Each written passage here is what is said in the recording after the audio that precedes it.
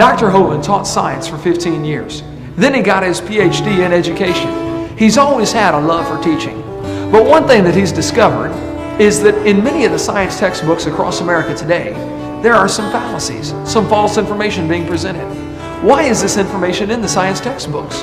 What are they trying to prove? Hi, my name is Eric, and in this seminar called Lies in the Textbooks, you're going to find out some of those lies that are being presented and what you can do about it.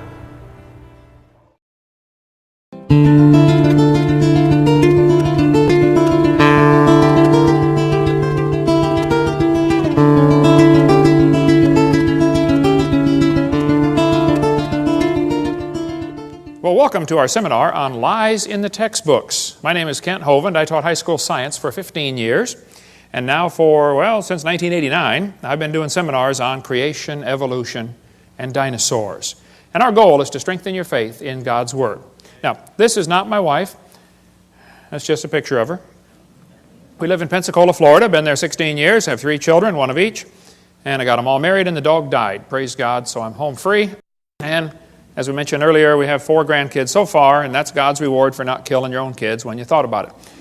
So we got a whole tribe, and they all live right around me and all work in our ministry. It's a real blessing to all have them right there. God's given us an amazing staff of people at Creation Science Evangelism. Our purpose is to get people saved. Okay? We like science at our place. We have Dinosaur Adventureland. We have a science center, a theme park, and a museum, all kinds of cool science stuff. Some people try to say, well, you Christians are against science. No, I like science. I'm against evolution because it's not part of science. Evolution's a lie, okay? There's no scientific evidence to back up evolution. We'll get into that in just a minute. The Bible says in the 10 Commandments, thou shalt not bear false witness. Don't lie. Proverbs says, a false witness shall not be unpunished. He that speaketh lies shall not escape. God hates liars. The Bible says they delight in lies. Okay? These 6 things doth the Lord hate. Yea, 7 are an abomination unto him. A lying tongue, then a couple verses later, a false witness that speaketh lies. Out of the 7 things God hates, 2 of them are liars. He must really hate them. He lists them in there twice, okay? Jesus said, you have your father the devil, and the lusts of your father you will do. He was a murderer from the beginning and abode not in the truth, because there is no truth in him.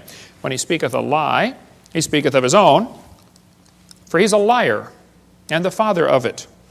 Now, I like science, and I collect public school textbooks. I have hundreds of them from many, many countries, from clear back from 1880, I believe, to 2005, textbooks. I'm not against science. We happen to really like the subject. We have all kinds of cool science displays at our museum and our science center, and you can come down and visit Dinosaur Adventureland and see for yourself. I am, however, against lying to kids. Now, in the first 3 videos, we talked about how students are being lied to about the Big Bang. It didn't happen. They're being lied to about the age of the earth. It is not billions of years old. They're being lied to about the cavemen. There's never been a caveman, unless you mean Osama bin Laden. Okay? They're being lied to about the dinosaurs. They did not live millions of years ago. Now, here we're going to cover about 30 more lies in the textbooks. There are hundreds we could go through. We're going to try to hit the highlights, and this could go for days just covering lies in our textbooks. I'm going to hit some of the big ones, leave some of the little ones go for another time when we have more time. Now, I am not trying to get evolution out of the public schools. I'm not. I think any theory should be allowed to be taught if you don't have to lie to support your theory with false evidence, okay? I am not trying to get creation into the schools. And I think Christians that work on either one of those are wasting their time. And many people have wasted hundreds of thousands of dollars trying to accomplish those 2 goals. It's futile. It's not going to happen. I am, however, trying to get lies out of the textbooks. I think we'll find if we take the lies out of the books, there's nothing left to support evolution. Well, that's their problem. They shouldn't have picked such a dumb theory to begin with, okay? It's not my fault, okay? Now, I'm not against teachers. My mother was a godly woman, led my dad to the Lord on their first date. She retired from teaching public school years ago. Been in heaven now for about 7 years. My brother led me to the Lord. He just retired last year from teaching public school after 34 years. There are many good godly teachers in the system. There are many good godly principals, many good godly school board members. I'm not against schools. I'm not against school boards. I'm not against teachers. I'm not against textbooks. I'm against lies. Okay, let's just keep it in perspective. Is there anybody here that thinks teachers or textbooks should be allowed to deliberately lie to students for any reason? And I mean deliberately. They might be lying and not know they're lying, okay, but if they're deliberately lying, that shouldn't be allowed, should it? Okay? Wisconsin has a law that requires textbooks to be accurate. So does Alabama. Textbooks shall be adequate and current, up to date. Okay? The latest information. Texas has a law that says instructional material shall be factual. Go Texas. Okay? Florida has a law that requires accuracy of instructional materials, and the commissioner is responsible to remove books that are not accurate. Well, commissioner, do your job. Okay? Watch this video and remove the books that are not accurate. It's just simple. It's so simple. Okay? California says textbooks shall be factually accurate and reflect current and confirmed research. Okay? Minnesota says a teacher shall not deliberately suppress or distort subject matter. Yeah, sure, hey there, fella, you betcha.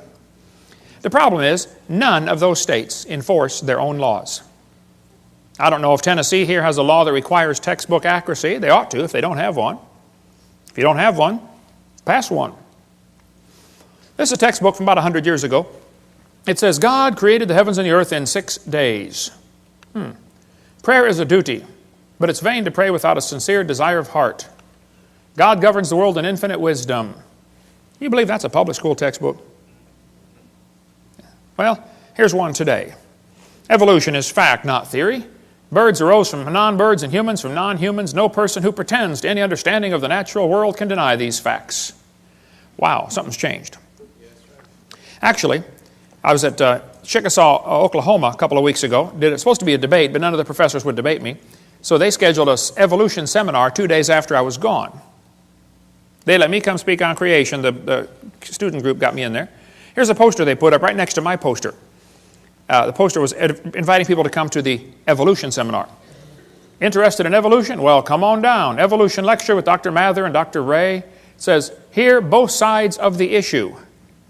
Well, we invited them to debate. They could have heard both sides altogether. Here the kids get 9 months of evolution teaching. I come in for 2 hours and they panic. And then they got to say, here, both sides. Both sides. You're not going to present both sides. You're going to present one side, the evolution side, which is what they already got for 9 months. They don't want to hear it. I think they said 20 people turned up, 15 of them are from the Baptist Student Union, just to see what the teachers would say. Okay? They hear both sides. Their own textbook, there in Chickasaw, Oklahoma, has 1/4 of the book, one entire unit devoted only to evolution teaching. Nothing about creation. Evolution's a dying religion surviving only on tax dollars. It's dead. This textbook has over 100 pages where evolution is talked about. There's not one single mention of creation. So don't tell me they want to hear both sides. They don't, okay? They want to present one view only. It's called indoctrination, not education. Now this is a chart showing how the atheists feel that the different states are doing with the teaching of evolution. They think you folks in Tennessee are doing a lousy job of teaching evolution to your kids. Go Tennessee, all right. Okay. They think the folks right over here in North Carolina are doing a good job of teaching evolution. Well, North Carolina folks, get on the ball. Turn your state red by the next time they do this survey, okay? Now, is there anybody here that thinks teachers or textbooks should be allowed to use outdated or false information just to get students to believe a theory? Would that be a good idea? No. Okay. Anybody here that thinks teachers that deliberately lie should be fired? Okay. Is there anybody here that thinks textbooks with lies should be banned or the lies torn out of the book? Think that'd be fair? All right. Well, buckle up. Hang on. Let's go. It's always amazed me how two people can look at the same thing and come to opposite conclusions of what they are looking at. You know, two people can look at Grand Canyon. One of them believes in evolution. He looks at the canyon and says, wow, look what the Colorado River did for millions and millions of years. The Bible-believing Christian stands there, looks at the same canyon, and says, wow, look what the flood did in about 30 minutes. Now, how was that canyon formed, huh? Textbook says over millions of years, the Colorado River carved the Grand Canyon from solid rock. Oh, now hold on a second, okay? It's a fact Grand Canyon exists. I've been there a bunch of times, studied. I taught earth science for 15 years. I love studying Grand Canyon. There are two interpretations of how it got there. The evolutionists will say it formed slowly with a little bit of water and lots of time, like, billions of years. The creationists will say, no, it formed quickly by lots of water and a little bit of time, like a big flood in the days of Noah. And the guys who believe in evolution are always trying to erase the line between their interpretation and try to include it as if it is part of the fact. No, it's just your interpretation, guys, okay? This textbook says, the Colorado River has cut through layer upon layer of rock over millions of years. Well, now hold on a minute. This textbook says, the Colorado River cut through 2,000 meters of rock, exposing sediment layers like huge pages in the book of life. Scan the canyon wall from rim to floor and you look back through hundreds of millions of years. I don't think so. I was in a debate one time and this atheist said, Hovind, you're so stupid. Don't you know it took millions of years to carve the Grand Canyon? I said, well, sir, there's a couple things you ought to learn about Grand Canyon. If you built a dam across Grand Canyon, a huge lake would fill in behind it, covering several states, okay? I mean, take a lot of dirt to build a dam, but if you could build a dam across that canyon, you'd have a really big lake. Actually, some of the water from Wyoming drains through the Grand Canyon.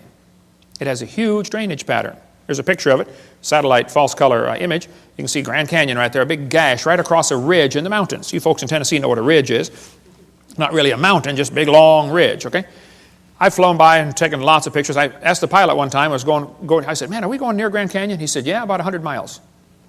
I said, can you get permission to, divert and go closer? He said, let me see what I can do.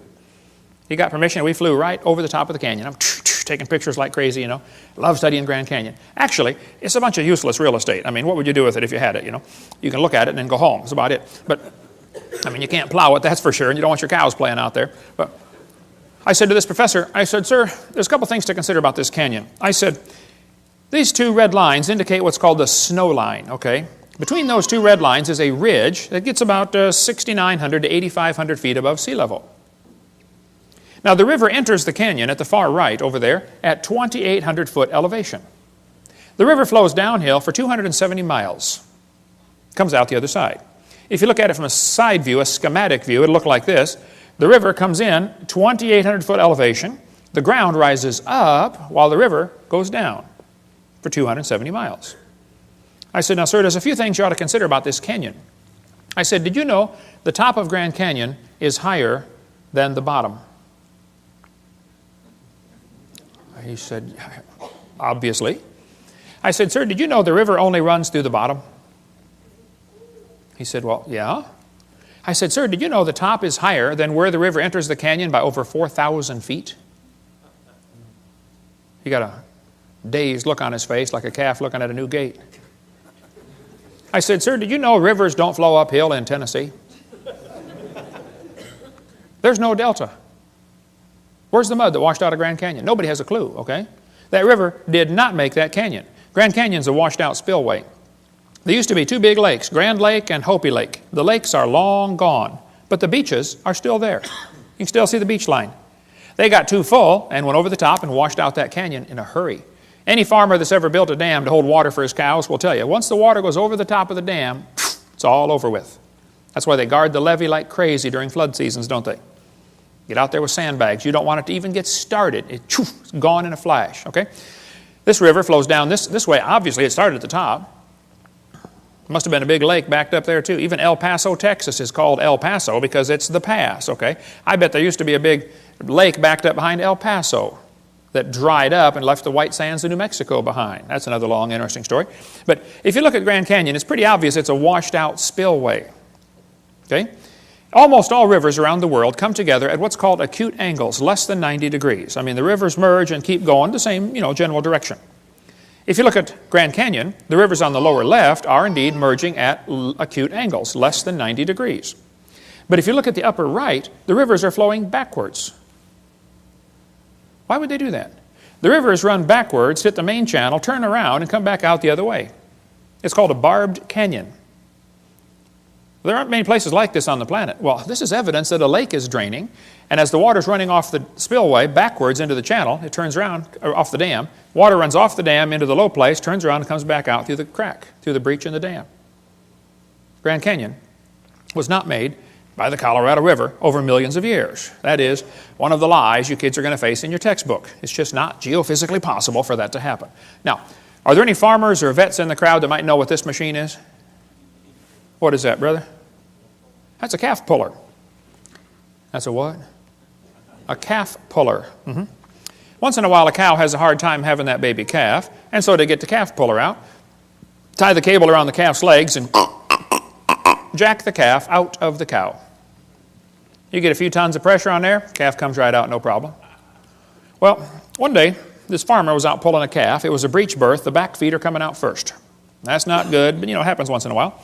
So the farmer had the calf puller out there, and he's trying to pull the calf out of the cow. And a city fella stopped his car to see what on earth is going on. And the farmer said, "Have you ever seen anything like this before?" The city fella said, "I have never seen nothing like this." The farmer said, "Do you have any questions?" The city fellow said, "Yes, sir. I have one question. It's been bugging me for 10 minutes. The farmer said, "Well, what's your question?" And the city fellow said, "How fast do you figure that calf was going when it ran into that cow?" No. We're not separating the wreck here, fellas. It's possible for two people to be looking at the same thing, and one of them is getting the wrong idea of what he's looking at. The Bible warned us that was going to happen. Knowing this first, there shall come in the last days scoffers. Did you know there are people that scoff at the Bible? I deal with them on a regular basis. I attract them like a lightning rod. They scoff, it says, because of their lust. There's no scientific reason for them to reject the Bible. They just don't like that book because it chaps their hide. So they're scoffing because of their lust, not because of their science, okay? Even Huxley admitted, I suppose the reason we leapt at origin of species was that the idea of God interfered with our sexual mores. We don't want God telling us what to do. Okay? Arthur Keith said, evolution is unproved and unprovable. We believe it because the only alternative is special creation, and that is unthinkable. The Bible says they did not like to retain God in their knowledge. For this cause, God shall send them strong delusion. Anybody that believes they evolved from a rock 4.6 billion years ago, I would say is strongly deluded. You would have to have help to be that dumb. You could not do it on your own. You'd have to have years of training and conditioning to believe such a silly idea. Hey, is it possible for a person to go insane? I mean, absolutely loony? Oh yeah, it happens, doesn't it? Okay. Is it possible for an entire group of people to go insane? Can you imagine over 900 people drinking poison Kool-Aid and killing themselves? A whole group went insane. Is it possible for an entire nation to go insane? Like millions and millions of people go just plain old nuts? Oh, it's happened, folks. Hey, is it possible for the entire world to go insane? Well, the Bible says the great dragon was cast out, that old serpent called the devil and Satan, which deceiveth the whole world. I think we're living in a time when just about the whole world has gone nuts. They believe they come from a rock 4.6 billion years ago. How dumb can you get? 2 Peter goes on to say, where is the promise of his coming? That's what the scoffers are going to say. For since the fathers fell asleep, all things continue as they were from the beginning of the creation. That's an important phrase. The scoffers are going to say, the way things are happening now is the way they've always been happening. Long, slow, gradual processes. The Bible says the scoffers are willingly ignorant. Willingly ignorant. In the Greek, that means dumb on purpose. They're willingly ignorant of how God made the heavens and the earth, and they're ignorant of the flood. The world was overflowed with water and perished. We cover more on that on videotape number 2 of our series. But one of the scoffers in the last days was a guy named James Hutton. Now, James Hutton lived in the late 1700s.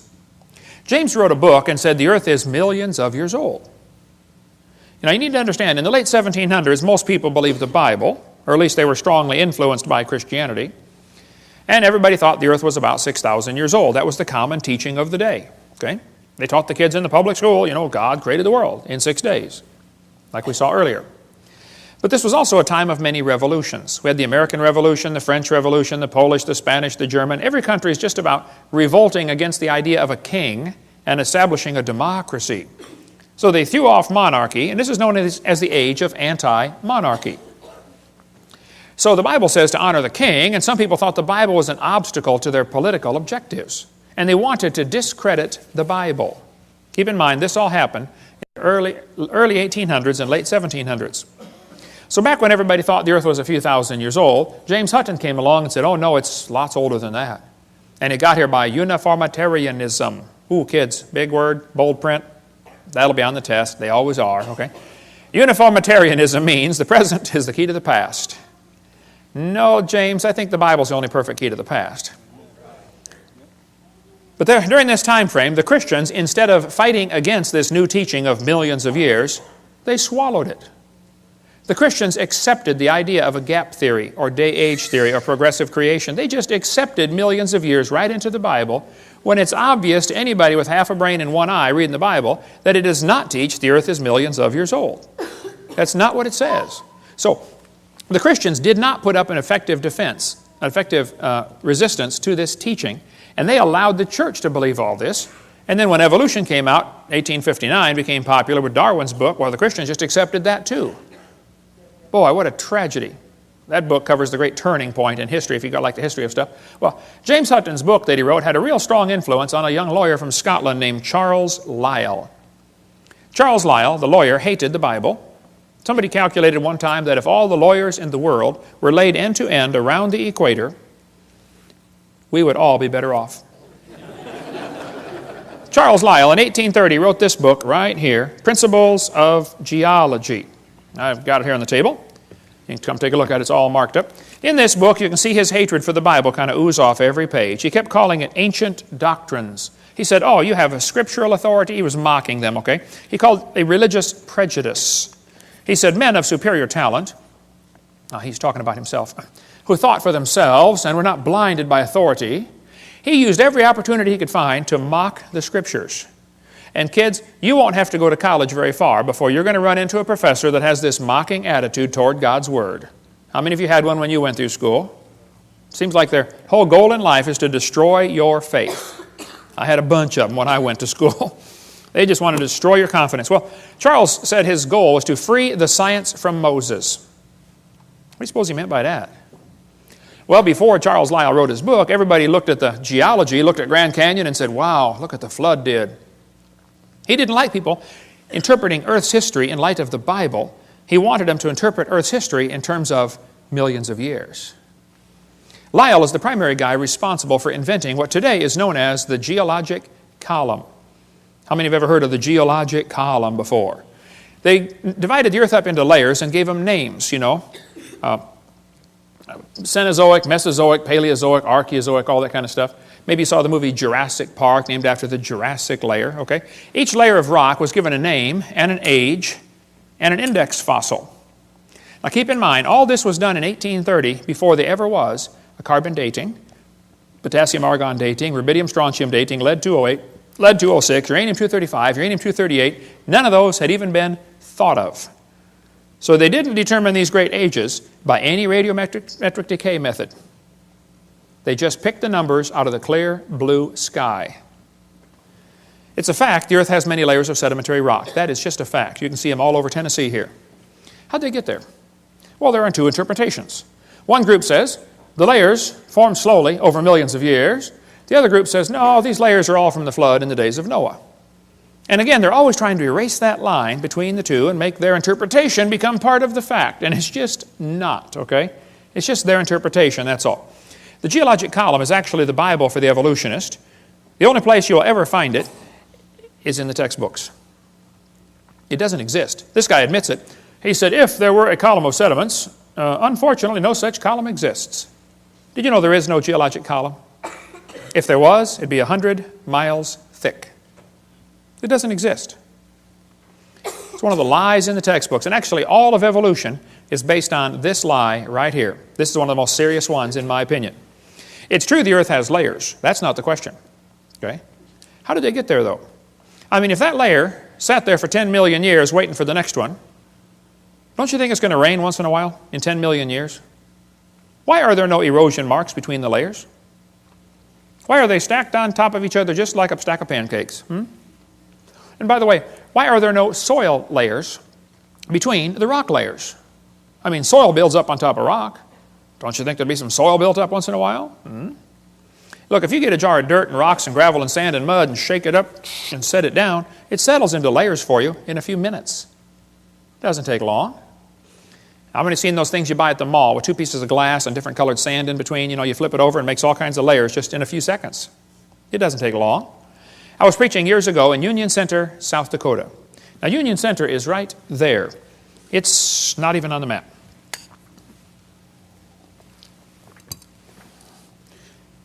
And South Dakota puts everything they can find on the map just to kind of fill in the white places, you know. Well, there were 40 people in the whole town. 38 of them came to church. Other two must have been pulling a calf, I reckon. I don't know. But boy, we had a great meeting, and the preacher said, "Hey, Hovind, let's go down to Rapid City. They've got a bunch of dinosaurs in the museum there." I said, "Oh, all right, I like dinosaurs. Let's go." So we all drove down to Rapid City. We came to this museum, and a guide met us at the door. He said, "Hey, folks, would you like me to give you a tour?" We said, "That would be great, sir." Well, the first place we stopped on the tour was the geologic time chart. They have it lit up, and it's behind glass, and it's holy and sacred. Don't dare touch that thing, you know. So we're standing over there, and the guide said, "Now, folks, this layer of rock right here is about 70 million years old."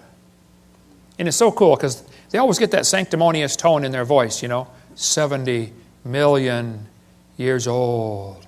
Oh. Well, my daughter was 12 years old at the time. She raised her hand. She said, "Mister, how do you know that layer is 70 million years old?" He said, "Honey, that's a good question. We tell the age of the layers by what types of fossils we find in them. They're called index fossils." And by the way, that's correct. That's what the textbook says. Scientists use index fossils to determine the age of rock layers. She said, "Thank you, sir." We walked around the other side. We're standing over here, and the guide said, "Now, folks, these bones are about 100 million years old." My daughter raised her hand again. She said, "Sir, how do you know those bones are 100 million years old?" He said, "Well, honey, we tell the age of the bones by which layer they came from." She said, "Sir, when we were standing over there, you told me you knew the age of the layers by the bones, and now you're telling me you know the age of the bones by the layers." She said, "Isn't that circular reasoning?" I thought, wow, a chip off the old block. That guide had the strangest look on his face. It was almost as if he were thinking. He looked at my daughter. He looked at me. I wasn't about to help him. I thought, wow, this is going to be good. I have got to hear this. He looked back at my daughter. He said, "Wow, you're right. That is circular reasoning." He said, "I never thought of that before." That fellow drove 50 miles one way that night to come hear me speak in Union Center, South Dakota. The crowd swelled to 39. We set up a chair in the aisle. Afterwards, he talked to me for an hour. He said, "Hovind, is everything I believe about geology wrong? I teach this stuff at the college." I said, "Oh, no. I like geology. I've got a huge fossil collection, rock collection, mineral collection. I teach earth science. I love studying geology." I said, "But as far as the layers being different ages," I said, "Yes, sir, I'm sorry. That is all baloney. It's based on circular reasoning." I'll show you. Here's a textbook that tells the kids to date the rocks by the fossils, and on the very next page it says, "Date the fossils by the rocks." On the next page, and they don't catch it. It's a lie. It's circular reasoning. The intelligent layman has long suspected circular reasoning in the use of rocks to date fossils and fossils to date rocks. The geologist has never bothered to think of a good reply, feeling the explanations are not worth the trouble as long as the work brings results. It cannot be denied from a strictly philosophical standpoint. Geologists are arguing in a circle. The relative ages of rocks are determined by the organisms they contain. They date the rocks by the fossils and the fossils by the rocks. Ever since the beginning of the 19th century, fossils have been and still are the best and most accurate method of dating and correlating the rocks in which they occur. Apart from very modern examples, which really are archaeology, I can think of no cases of radioactive decay being used to date fossils. They don't date fossils by potassium-argon dating or carbon dating. That's not how they do it. Radiometric dating would not even be possible if the geologic column had not been erected first. There's no way simply to look at a fossil and say how old it is unless you know the age of the rocks it comes from. This is Niles Eldredge, one of the most famous evolutionists alive today. He said, "And this poses something of a problem." Yeah, something poses a big problem, Niles. If we date the rocks by the fossils, how can we then turn around and talk about patterns of evolutionary change through time in the fossil record? Circular reasoning. This guy said the rocks do date the fossils, but the fossils date the rocks more accurately. I think the cheese done fell out of his sandwich. That's what I think. Okay, he's a few fries short of a Happy Meal. It's based on circular reasoning. Okay, This guy said the charge of circular reasoning can be handled several ways. It can be ignored as not the proper concern of the public. It can be denied by calling down the law of evolution. It can be admitted as a common practice or avoided by pragmatic reasoning. But it is all based on circular reasoning. Actually, at the Scopes monkey trial, 1925, over here in Dayton, Tennessee. How far is Dayton from here, Steve? About 100 miles, okay. This is what they were going to use as evidence for evolution. The lowest layers are obviously the oldest. Page 275 of the court transcript. No, the oldest layers are not obviously the oldest. Did you know in still water, sediment layers settle out, the bottom one first, and then the second one, and then the third one? That's correct. But in moving water, you can get 5 or 6 or 10 layers to form simultaneously. They form from one end and travel across. So it's possible to have a fossil on the bottom that is younger than a fossil on top if it's moving water. There's a great video tape called Experiments in Stratification. It covers all that if you want more on that. Or get our video number 6. We'll get more of that later. I like to ask evolutionists, I say, guys, your geologic column contains limestone quite a few places.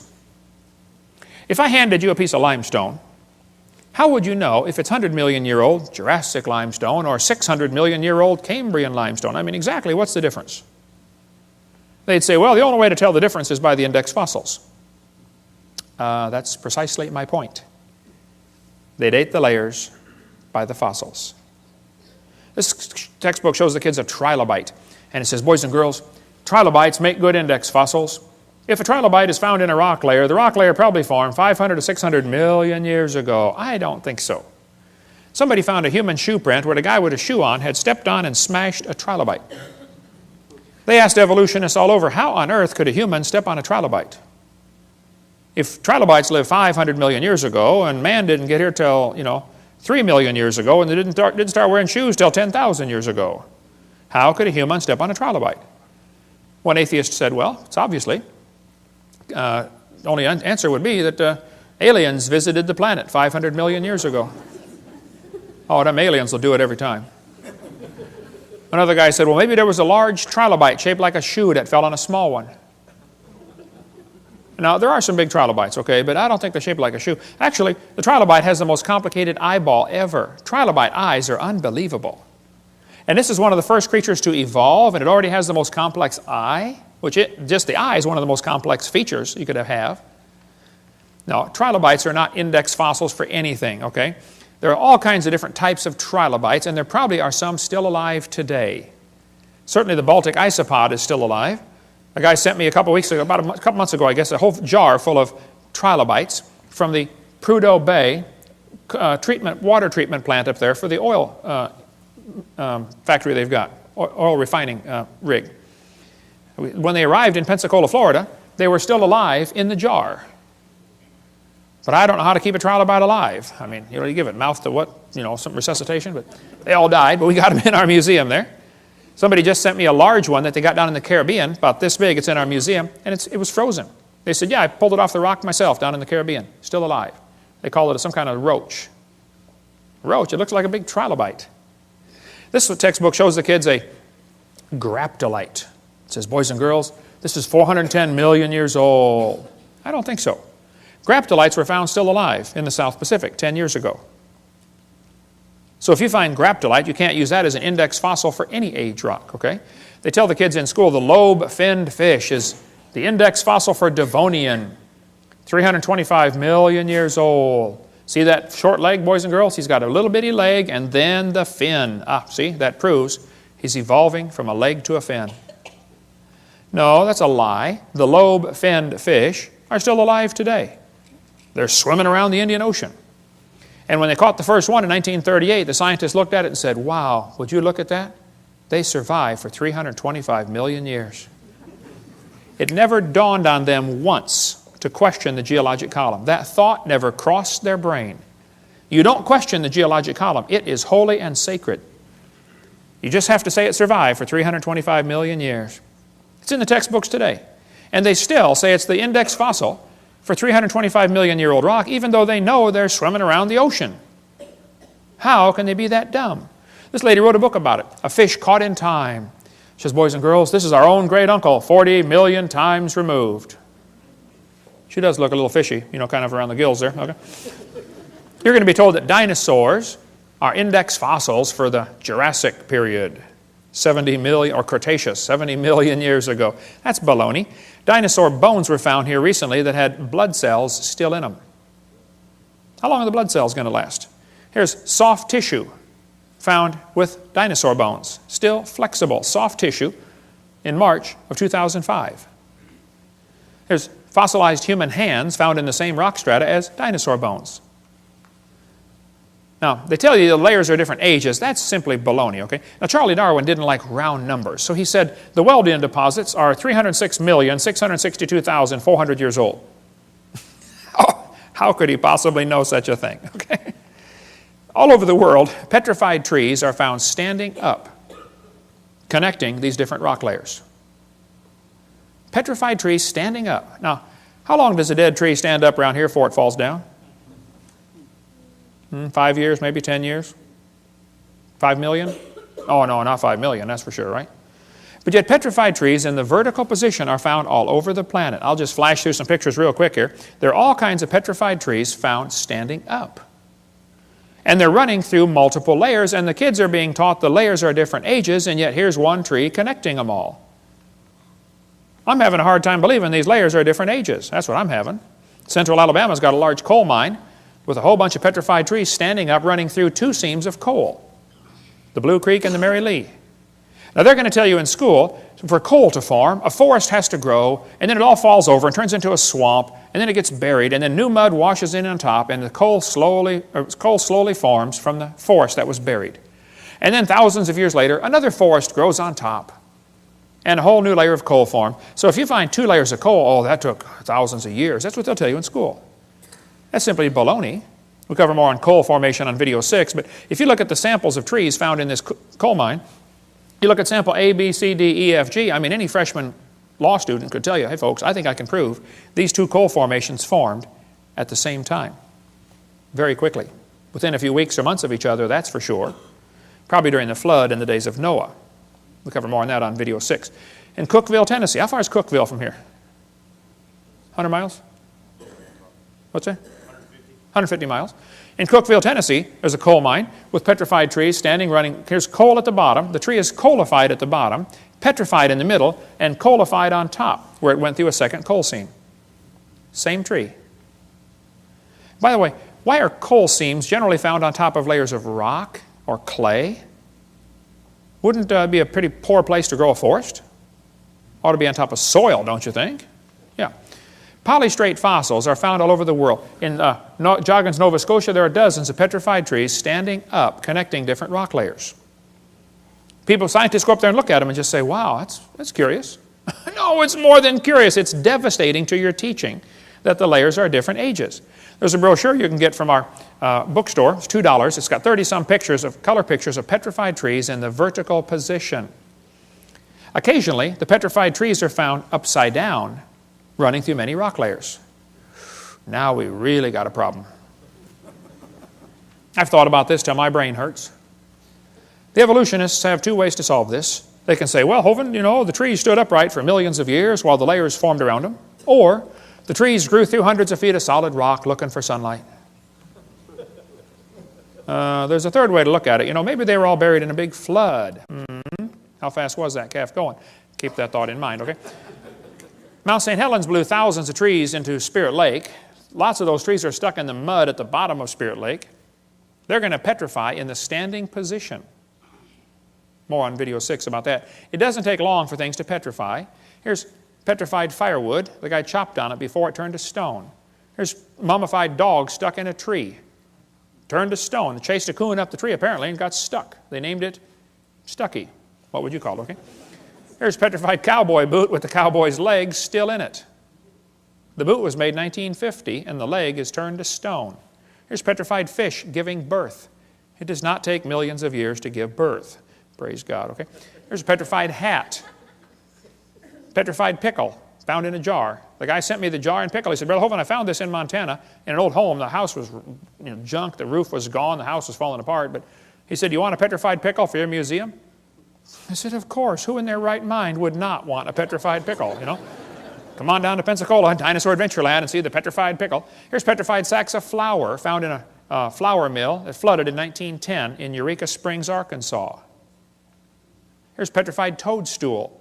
There's an amazing gem and mineral museum just south of Bloomington, Illinois, in a little bitty tiny town called Shirley, Illinois. You got to be trying to find it to get there, but it's worth going to see the Funk Gem and Mineral Museum. Okay? Here's petrified acorns. This kid sent them to me. He said, Brother Hovind, I was 7 years old at the time. He said, I stuck these acorns in a bucket of water, and I thought they might, sprout and make some trees, and I forgot about them. Next spring, my mama found the bucket on the back porch, and the acorns had turned to stone. He said, would you like them for your museum? I said, of course. Come on down and see the petrified acorns. More on petrification on video number 6. So kids, when they tell you the layers are different ages, you tell them Kent Hovind said they're confused or they're lying. It is not correct. Those layers all formed, nearly all of them, at the time of Noah's flood. 80 to 85% of Earth's surface does not even have 3 geologic periods appearing in correct consecutive order. Even though this geologic column does not exist, except in the textbooks, that teaching is what changed people in the 1830s away from believing the Bible to believing in uniformitarianism. This teaching especially affected a young preacher. He just got out of Bible college, studied to be a pastor of a church. His name was Charles Darwin. Anybody ever heard of Charles Darwin? Charles Darwin graduated from Bible college to be a preacher, and he's going to sail around the world for 5 years first and collect some bugs for some, bugologist back there in England. Charlie brought some books with him. He brought his Bible, of course. He just got out of Bible college. And he brought this brand new book, Principles of Geology. Charlie said that book changed his life forever. He later wrote to a friend and said, disbelief crept over me slowly. I felt no distress.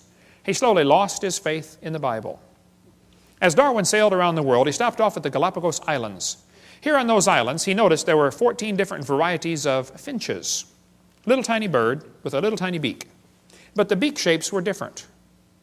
Now the Grants went there and studied them and said, wow, during dry years the beak is 1/10 of a millimeter thicker, and during wet years it's 1/10 of a millimeter thinner. But it always averages back out. 1/10 of a millimeter, do you know how much that is? Not much. Darwin looked at the birds and said, you know what? I think all these birds had a common ancestor. I bet you're right, Charlie. It was a bird. And then Charlie said, well, maybe this proves that birds and bananas are related. You say, oh, he never said that. He sure did. I knew you wouldn't believe me, so I brought his book. It's right here. The Origin of Species by Charles Darwin. On page 170, Darwin said, it's a truly wonderful fact that all animals and all plants throughout all time and space should be related to each other. Isn't he saying the birds and bananas are related? He sure is. This is a lie. What Charlie observed is what is sometimes called microevolution. Microevolution tells us dogs produce a variety of dogs. That's a fact. It happens, okay? And roses produce a variety of roses. Nobody argues about that. The question is, does it go any farther than that? You may get a big dog or a little dog, but you get a dog every time. And probably the dog, the wolf, and the coyote had a common ancestor. I wouldn't argue about that.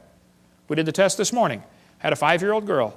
Said, okay, here we have a dog, a wolf, a coyote, and a banana. Which one is not like the others? She got it. The banana. We got college professors can't figure that out. Here's National Geographic says, the evolution of dogs from wolves. Well, duh, nobody's arguing about that. Yeah, dogs came from wolves, okay? The Bible says they bring forth after their kind. 10 times it says that in the first chapter. See, this word evolution has 6 meanings. We've been through this before, so I'm going to go through it kind of quickly. There's first of all cosmic evolution, Big Bang. Secondly, chemical evolution, where all the chemicals come from hydrogen. That's baloney. Thirdly, stellar evolution, where all the stars form from dust. You cannot get dust to condense into a solid star. Can't happen. There's Boyle's gas laws that drive it away, okay? Then there's enough stars out there, though we can all have 11 trillion to ourselves. Then you have organic evolution, where life gets started from non-living material. And then macroevolution, where an animal changes to a different kind of animal. None of those have ever been observed. Number 6, variations within the kinds, sometimes called microevolution. That one happens. The first 5 are religious. So whenever you discuss evolution, you have to define what you're talking about. If you're talking about number 6, I'm with you. I agree, that happens. You're talking about the first 5, that doesn't happen. That's something you believe happens, okay? Watch how they change the definition for the kids. They say, okay, boys and girls, evolution is change over time. Is that really what they mean? Watch this carefully now. In other words, living things have changed over time. Wait. Are you going to skip over the first four? They just want to bypass the first four stages like it's not part of the theory? Well, then you don't have a coherent theory. Then they say, evolution is defined as a change in species over time. Now they're down to what I believe in. I think species can change. I think you can get some really weird varieties of animals, but they're still the same kind, okay? This is a lie, kids. That's not really what they mean by evolution. They want to give you examples of number 6 and make you believe that the whole theory has been proven. Don't get brainwashed. Most evolutionists will say, well, macroevolution is just micro with longer periods of time. No, it's not. They had a big conference on this very question in Chicago. They said the central question of the Chicago conference was whether the mechanisms underlying microevolution can be extrapolated to explain the phenomena of macroevolution. The answer can be given as a clear no. It doesn't work. Variations happen, sure, but they have limits. Did you know farmers have been trying to get bigger pigs for a long time? Do you think they'll ever get a pig as big as Texas? Nah, I bet there's a limit, isn't there? Okay? Roaches become resistant to pesticides. Do you think they'll ever become resistant to a sledgehammer? Probably not. See? There's a tiger had 3 kittens, all different colors, same litter. That's variations, but it's still a tiger. That's not evolution. They always end up producing the same kind of offspring, just like the Bible says. The information for the new variety had to be in the gene code already, or it couldn't produce it. No new information is ever added. The gene pool of the new variety is always more limited. Somebody spent years crossbreeding dogs to develop the Chihuahua. All that money to make a dog that's 100% useless. I mean, think about it. How long would the Chihuahuas last in the real world? Turn them all loose into the woods. Watch what happens. They'd run up to the wolf. Yep. Crunch. End of gene code, right? Genetic information is lost, not added when you get a strange variety. Real evolution would need an increase in genetic complexity. We don't ever observe that. Now, I grew up in Illinois, corn country. Did you know there are so many kinds of corn up there, they have to number them? You'll be driving down the highway and there's a sign that says BX65. Don't mix it with XL29. Something will explode. But folks, you can crossbreed corn from now till the cows come home and you are always going to get corn. You're never going to get a hamster or a tomato or a whale to grow on your corn stalk. It just ain't going to happen, okay? There's a whole variety of dogs in the world, and they might have had a common ancestor. A dog. There's BBC News. It looks like 95% of current dogs came from just 3 original founding females. Hey, they're getting closer. Right here it says, today's dogs come in all shapes and sizes, but scientists believe they evolved from just a handful of wolves tamed by humans living in or near China less than 15,000 years ago. They're getting closer. Man, if they keep studying their Bible, keep studying the science, they're going to be an independent Baptist when they're done. You get done climbing the mountain of truth, that's where you end up, you know. Okay? This Irish textbook calls them divergent evolution. Oh, come on. They show 5 dogs around a wolf, and that's not divergent evolution. Don't give it a fancy name. It's still a dog. It's just a variety of dog. This Mexican textbook says, the horse and the zebra had a common ancestor. I agree. It looked like a horse. You know, 4-wheel drive, genuine leather upholstery, all the standard horse equipment, okay?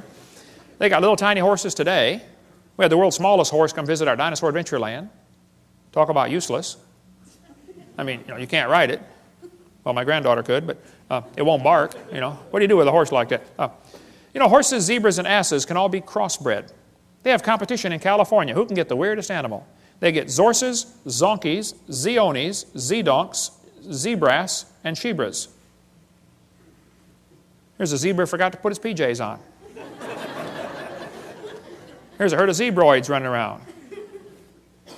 You know, in the last 100 years, the Kentucky Derby's gone from an average winning speed of 127 seconds down to 123 seconds. Now, even in the old days, they had some pretty low times turned in, okay? Question, how much money would you guess has been spent on selective breeding trying to get the fastest horse for the Kentucky Derby? Millions and millions of dollars. They do the same thing right around here, don't they? Spend lots of money for a Tennessee Walker. What's the most expensive Tennessee walking horse you've ever heard of? $1 million for one horse? $3 million for one horse. That's how much per pound? Man, I was in Italy. We ate horse over there. It's good, too. Tastes like chicken, you know. Now, I don't know if they've got to the absolute limit of horse speed or not. I don't know. But I suspect they're getting kind of close, okay? If you really want to win the Kentucky Derby, why don't you breed wings on your horse and fly around the track in 12 seconds? The whole point is, sure, you get varieties, but they're limited. There's a bunch of different kinds of cows in the world, and they might have had a common ancestor. A cow. This magazine's where you order chickens. All right, boys and girls, should we order, cinnamon queens, red rocks, white rocks, cherry eggers, or brown leghorns? But look what the magazine says. Jungle fowl are the original bird from which all varieties and strains of domesticated chickens are derived. Did you know all the chickens had a common ancestor? Anybody want to guess what it was? Chicken. You got it. There are 8 kinds of bears in the world, and they might have had a common ancestor. A bear. Mm-hmm. You know, broccoli, cabbage, cauliflower, and Brussels sprouts all have a common ancestor called a plant. Mm-hmm. In California, they've got huge fields where they graft English walnut trees onto black walnut stumps. They do it because the black walnut stump, the root system is tough and can handle the weather over there. But the black walnut doesn't taste as good, it doesn't sell for as much money, and it's tougher to crack. English walnuts taste better, they sell for more money, and they're easier to crack, but the root system rots. So they cut them off and stick them together. They do it all over there. Well, they can do it because they're both a walnut. See, you could never graft an English walnut tree onto the back of a turtle. That won't work, see? The sugar beets were used for years. When sugar got expensive, they wanted to get sugar out of beets. So they tried to do selective breeding to increase the sugar content in sugar beets. They raised it from 6% to 17%, but could not. They ran into a brick wall. Hey, can't go past 17. And the further they got away from the normal wild sugar beet, the more problems they started having. Now you got to babysit the field and spray pesticides and bugicides and everything else on it, okay? Because its disease resistance goes down. People say, don't bacteria become resistant to drugs? Well, that's because they lose information, not gain it. I'll show you.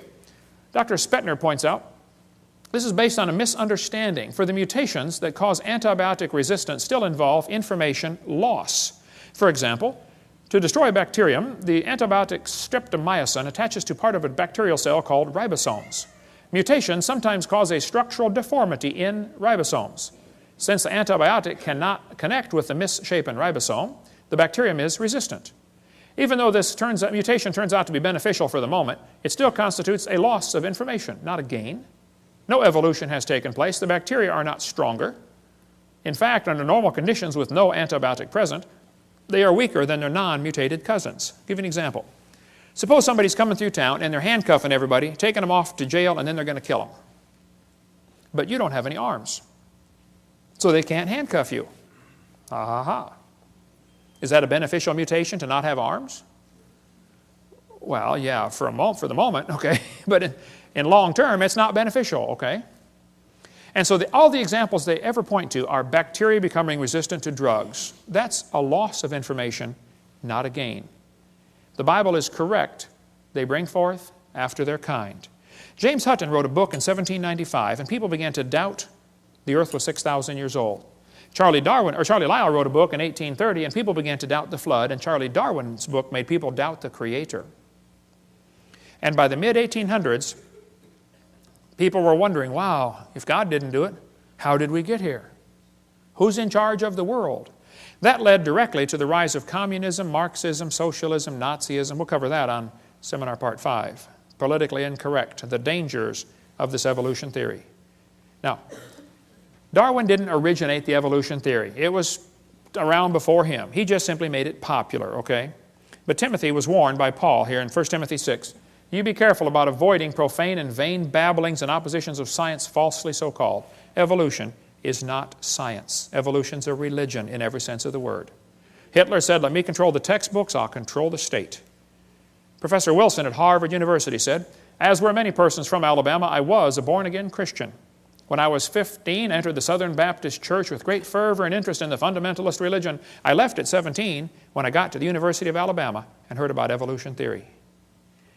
He lost his faith, first year of college. That's what happened to Philip Wentworth. Studied for the ministry at Harvard, lost his faith, gave up on the ministry. That's what happened to Scott. He almost lost his faith till somebody showed him one of my videotapes. And he said, oh, man, you saved my faith, Brother Hovind. Marty wrote me and said, I want to let you know your ministry's been a blessing to me. I'm one of the high school students in the anthropology class that is a victim of the dangers of evolution teaching. I was very discouraged and questioned the existence of God. I listened to your seminars and that completely encouraged me, and it was a blessing to me. Yay, rescued one. It's amazing how many thousands of people down through history have lost their faith because of this evolution teaching. Karl Marx said he wanted to serve God with his life. Went off to college, became an evolutionist. Comrade Stalin. There was a special this afternoon on TV. How many saw that about Comrade Stalin on the History Channel? He went to a Christian school, read Darwin's book, and became an atheist. Killed between 60 and 100 million of his own people. Andrew Carnegie became an evolutionist reading Darwin's book. He said it freed him from the shackles of religion. Light came in as a flood and all was clear. Not only had I got rid of theology and the supernatural, but I found the truth of evolution. Carnegie left behind millions of dollars to make sure evolution is taught in our schools instead of creation. He funded the National Center for Science Education. The list is really long. We'll have to quit now.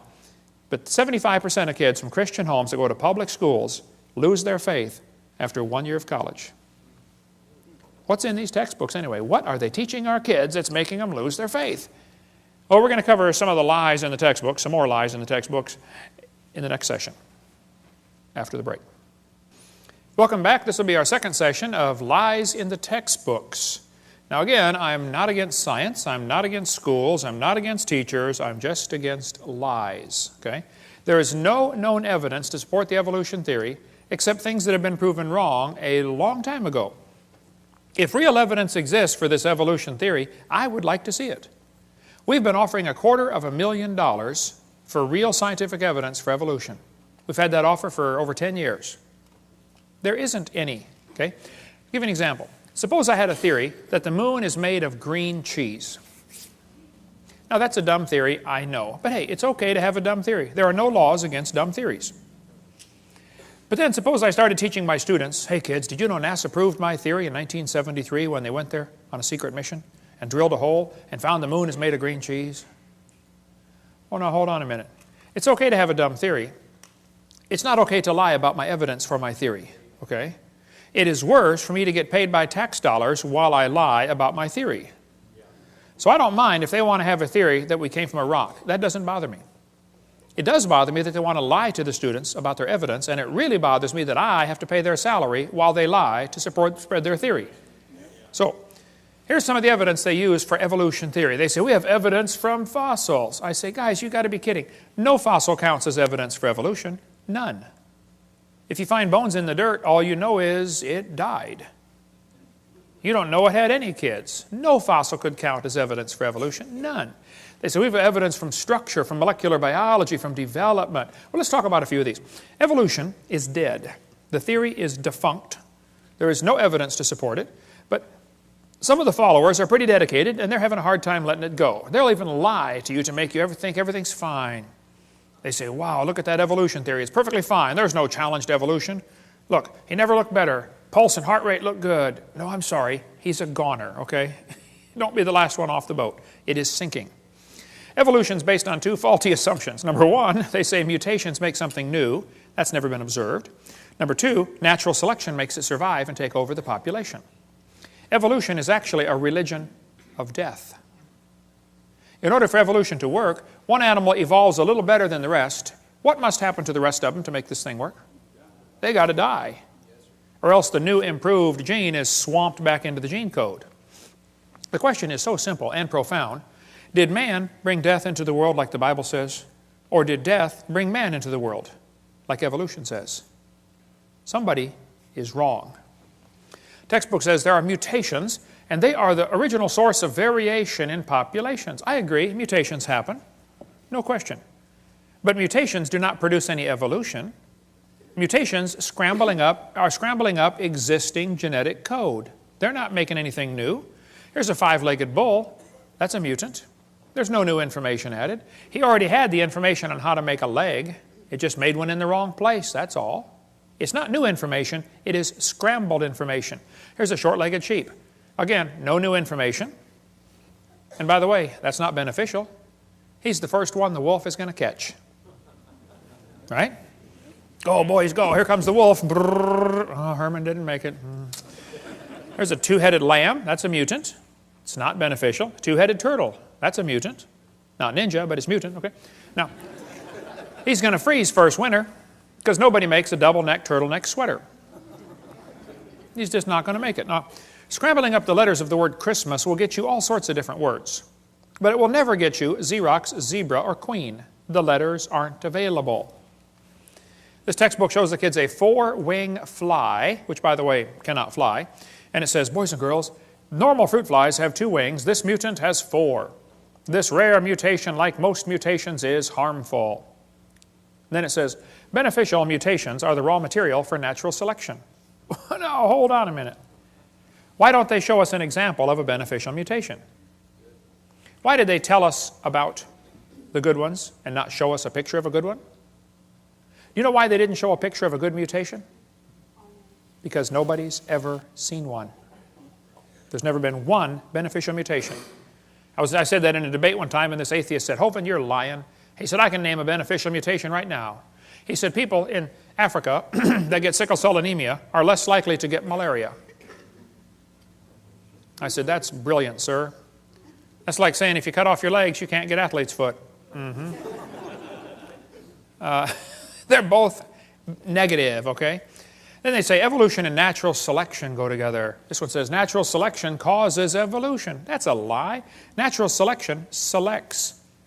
It doesn't create anything. Natural selection is not a creative force, okay? Natural selection may be a stabilizing force, but it is not a creative force. Anybody with half a brain can figure that out. Natural selection cannot create any properties. It can only select. This textbook says, evolution by natural selection had occurred in just 1 year. Oh, they're lying. It says natural selection can lead to evolution. That's a lie. Natural selection selects. It doesn't create a thing. If you worked in a factory that made cars, how far is the Saturn plant from here? Pretty close, isn't it?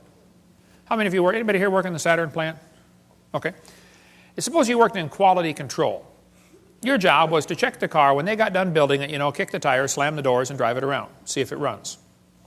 If you caught every single mistake, they don't, by the way, but if you did, okay, how long would it take that quality control process to change the car to an airplane?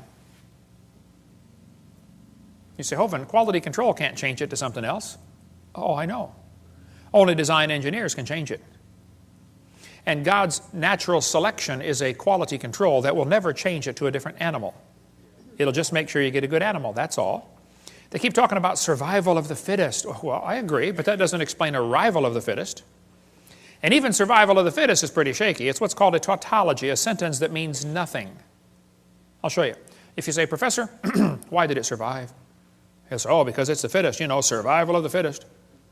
How do you know it's the fittest? Because it survived. How else can you tell? Oh, I see. Look, if a whale goes through a school of fish and eats 80% of them, it's not survival of the fittest. It's actually survival of the luckiest. That's what's really going on out there. But some of these scientists have the ability to make amazing observations and still come to the wrong conclusion. One day a bunch of scientists were going to see how far a frog could jump. They put their big old frog down there and said, jump, frog, jump. That frog jumped 80 inches. They brought the frog back, cut off one leg. Said, jump, frog, jump. He only jumped 70. They brought him back, cut off another leg. Said, jump, frog, jump. He went 60. They brought him back, cut off another leg. Said, jump, frog, jump. He jumped 50 inches. They brought the frog back, cut off his last leg, and said, jump, frog, jump. They expected he might go maybe, 40 based on the data. Actual jump was 0. The frog didn't move. They yelled louder, jump, frog. The frog never moved. The scientists were baffled. They tried the experiment again. New frog. Got the same results every time. So the brilliant scientists put their data together and said, you know what, folks, the frog jumped less as the legs were removed. Hey, that's a good observation. They got it right on the head. And they said, so we must conclude that a frog with no legs goes deaf. Bad conclusion. It's possible to have a good observation and still come to the wrong conclusion, you know. That's what they did with the fruit flies. They put them flies in the laboratory. They nuked them, microwaved them, x-rayed them. They did all kinds of mean things to those flies, and they got some weird-looking baby flies. They got flies with curled wings. They fly around, bzz, bzz, bzz, bzz, couldn't go anywhere. They got flies with no wings at all. What do you call that? A crawl or a walk? Can't fly. They raised all these mutated flies in the laboratory and said, you know what, folks, fruit flies refuse to become anything but fruit flies. Well, duh. So they said all mutations produce flies that were inferior to the original fly. Good observation. They said, so we must conclude that flies have evolved as far as they can go. Oh, bad conclusion. You know, maybe you could conclude that God made them right to begin with, and all you're doing is messing them up in your laboratory. They were doing fine till you guys got a hold of them. Yeah. And they say evolution's as fit as ever. Yep, fruit flies in the north have wings 4% larger than flies in the south. Well, that proves something to somebody somewhere, I'm sure, but it's still a fly, okay? Then they tell the kids, the peppered moth is proof for evolution. They counted the moths on the trees and found it was 95% light colored and 5% black. Then they burned coal in the factories and the trees turned black, and they counted the moths again. It was only 5% light and 95% black. The problem is the entire story is a lie. They glued dead moths to the tree to take that picture for your kid's textbook. It's right here. Where's this book used at, brother? It's not used anymore. Peppered moth. It's still in the new books, though. Evidence for evolution. Those are dead moths glued on a tree, because after 40 years of watching, they found a grand total of 2 moths on the trees. 2 out of, let's see, what's 95% of 2? Wow. I have to do some figuring on that one. They still keep it in the textbooks, though, as evidence for evolution. What's the Tulsa Zoo doing, having a peppered moth display? I mean, this is a zoo, for heaven's sake. Why do they push evolution in a zoo? Get the book Icons of Evolution if you want a whole lot more on the history of this peppered moth idea. But they tell the kids, we're going to learn to think critically. Boys and girls, do you think humans are still evolving? What kind of question is that? That's one of those questions like, have you stopped beating your wife yet? Wow, let me think. If I say yes, I'm admitting I did. If I say no, I'm still doing it. Did you know it's possible for the question to already have a built-in assumption? Look at that question. Do you think humans are still evolving? What's the built-in assumption? That humans evolved. Now, how's a Christian kid supposed to answer that for homework for Monday?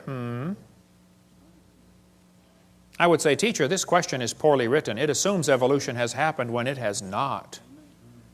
It's like asking the question, you know, why are elephants orange? Boy, no, there's a tough one.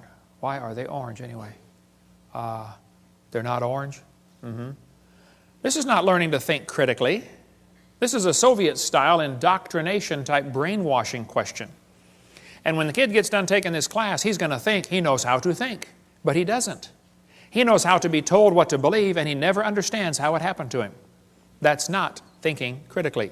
Then they tell the kids, we've got evidence for evolution from homologous structures. Wow, what's that mean? Yes, boys and girls, did you know you have 2 bones in your wrist, and they're called the radius and the ulna? Pretty cool. And did you know the alligator has 2 bones in his forelimb? And look at this, they're called radius and ulna. See that? That proves we are related. That's what they're going to tell them.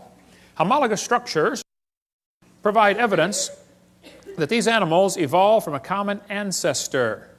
It's found in just about every textbook. You got it in these other ones up here, I'm sure, don't you, Steve? Homologous structures as evidence for evolution. They descended from a common ancestor, textbook says. Think critically. The bones are the same, boys and girls. See, that proves we're related. Evolved from a forelimb of a common ancestor. This textbook says, comparative anatomy provides further evidence of evolution. the commonalities suggest that these and other vertebrate animals are all related. They probably evolved from a common ancestor. This is a lie. They probably have a common designer. You know, the different bones in different animals come from different genes on the chromosomes. They're not homologous to begin with, okay? And even if they were, that still wouldn't prove common ancestor. Proves a common designer. The same designer made them all. Did you know the lug nuts from a Pontiac will fit on a Chevy? You can go out in the parking lot and try it. They will. That proves they both evolved from a Honda 14 million years ago. No, it's true many animals have a similar four-limb structure. That's a good observation. I agree. They say they must have had a common ancestor. Oh, bad conclusion. Then they'll say, this helps prove we all came from a rock. Well, now you really have got a bad conclusion there. Then they tell the kids, we have evidence from development. Now, this one makes me angry. So I'm going to try to stay calm while we talk about this. Is probably one of the most dangerous lies in the textbooks. We'll just calm down now. Okay, I'm ready. This textbook says the similarity between the early stages of development of many different animals helped convince Darwin that all forms of life shared common ancestors. Darwin considered this the strongest class of facts in favor of his theory. This was the best evidence Darwin knew of for his theory. The guy who made up this dumb idea is named Ernst Haeckel. Haeckel called this idea we're about to share with you the biogenetic law, which means as animals develop inside the mother, they go through the stages of evolution. All you got to do is memorize the word farm, F-A-R-M, fish, amphibian, reptile, mammal. That's the way they say it happened. The phrase they had for it back then was ontogeny recapitulates phylogeny. Wow, what's all that mean? Well, ontogeny is the growth of the baby. It goes through stages, okay? Recapitulates means it reenacts or does over again. Phylogeny is the evolutionary sequence. This Irish textbook says, the presence of fish-like structures in embryos of different species shows these animals have evolved from fish and share the basic pattern of fish development. It's as if the embryo retains a memory of its origins and starts to copy them during its development. That's the ontogeny recapitulates phylogeny. Now, the idea that Sigmund Freud relied on was the idea that ontogeny recapitulates phylogeny. That is, the development of the individual recapitulates the evolution of the entire species. This is stupid and dangerous. They tell the kids the embryo, the baby growing in the mother, has gills like a fish. Gills? That's a lie. Those are not gill slits. Those little folds of skin you see on the embryo grow into bones in the ear and glands in the throat. They never have anything to do with breathing. My uncle had 5 or 6 chins and he couldn't breathe through any of them but the top one. Okay? Those are not gill slits. Ernst Haeckel said the turning point in his thinking was when he read Darwin's book in 1860. See, Darwin's book was printed in English in 1859. The next year, it was printed in German, 1860. Haeckel was a German embryology professor. He read the book and said, wow, what a great theory. If only we had some evidence. Well, 9 years later, they still had no evidence. So Haeckel decided to help out. He was going to make some evidence. Haeckel took a drawing of a dog and a human embryo. He was an embryology professor, you know. And he lied. He faked the drawings. He changed them and made them look exactly alike to prove they're related. He just is a bald-faced lie, okay? Haeckel made giant posters of his fake drawings and traveled all over Germany and converted the people to believing in evolution, which led to the next obvious question. Hey, if evolution is true, I wonder which race of humans have evolved the farthest. And guess who the Germans thought it was? Yeah, we'll talk more about that later. Now, on top are Haeckel's fake drawings. Underneath are the actual photographs of these animals. He lied. His own university held a trial and convicted him of fraud. He said at the trial, I should feel utterly condemned were it not that hundreds of the best observers and biologists lie under the same charge. This biogenetic law is as dead as a doornail. It's not true. But it can't be taken out of the textbooks for some reason. It's been proven wrong since 1875, and they still keep it in the books. It's still used in this book, Evolutionary Analysis, college textbook, 1998 edition, used at University West Florida, the exact same chart of Ernst Haeckel. That's only been proven wrong since 1875, okay? I know it takes a while to get textbooks up to date, but that's long enough. I think 130 years, they ought to be able to get it out by now, don't you think? Okay. More about the gill slits in this book here, Icons of Evolution. Darwin's theory, his book came out 1859. He predicted they would find evidence. 1869, Haeckel faked the drawings. 1875, it was proven wrong.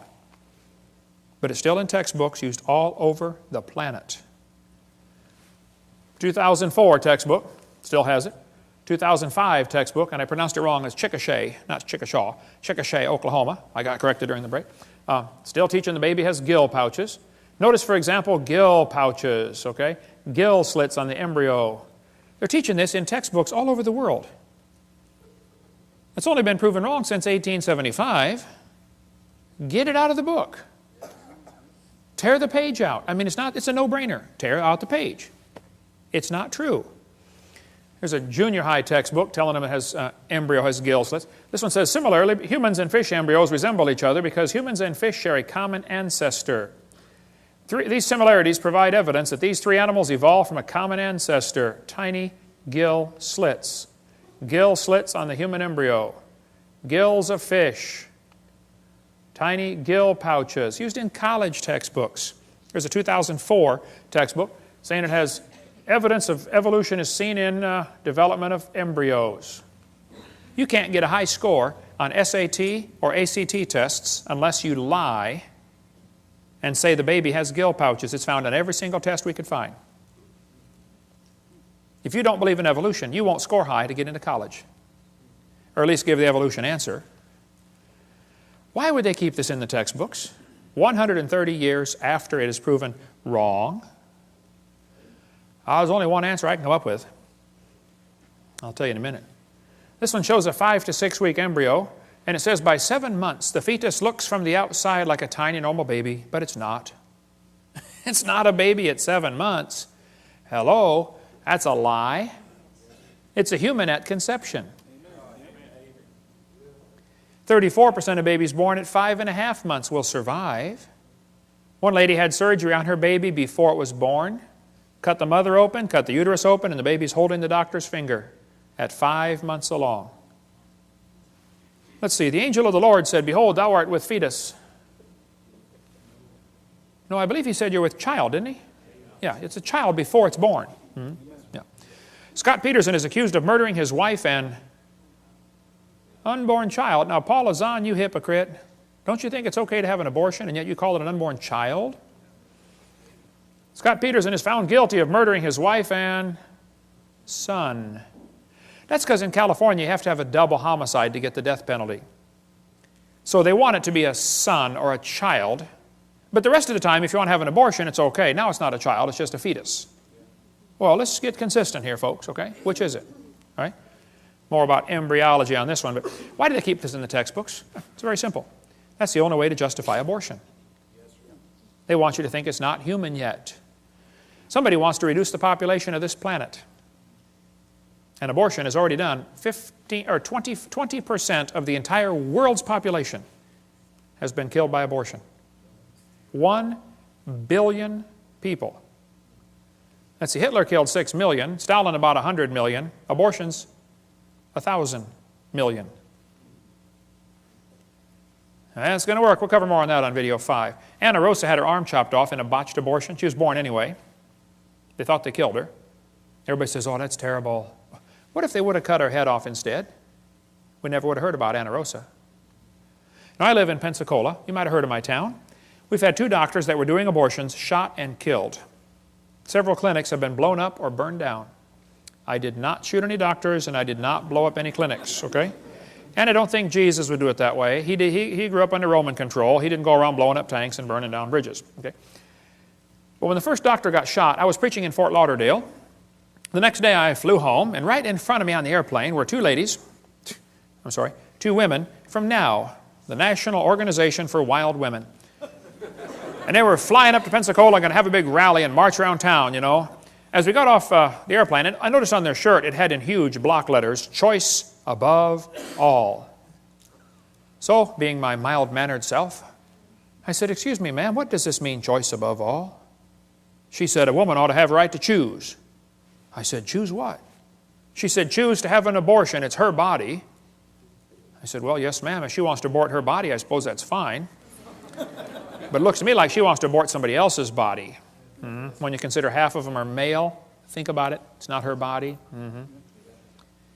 I said, by the way, ma'am, I'm kind of curious about this. I have 3 kids. I delivered one of my kids at home. I used to raise hamsters. I taught biology and anatomy. I'm kind of familiar with this process. I said, why does the woman's right to choice stop at birth? Why don't we let the mother choose to kill it after it's born? Be a lot safer and simpler. Hey, why don't we extend abortion rights up until the kid's 2 years old? I know a lot of mothers with a 2-year-old that have thought about it a time or two. I won't ask you to raise your hand, but I know you're out there. I got it. Let's extend abortion rights up until the kid is 18. I bet they'd behave a lot better. Son, one more time and I'm going to abort you. Hey, teacher, where's Johnny today? Oh, he didn't do his homework yesterday, so his mommy aborted him. Hey, grades would skyrocket, wouldn't they? By the way, Peter Singer is pushing for abortion after the baby's born. He's trying to get legislation passed so you can kill the baby up to 28 days after it's born and still call it an abortion. Have you ever noticed the news media calls them pro-choice and they call guys like me anti-abortion? I'm not. They do that anti-abortion because it's a negative sounding term. Pro-choice is such a positive sounding term. How about let's call me pro-life and call them pro-death, and we both get a positive sounding term. That's why I refuse to take the paper. I just can't stand their liberal slant on everything. We get a call once in a while, hey, you want to take the Pensacola News-Journal? I say, no, ma'am, we don't have a parakeet.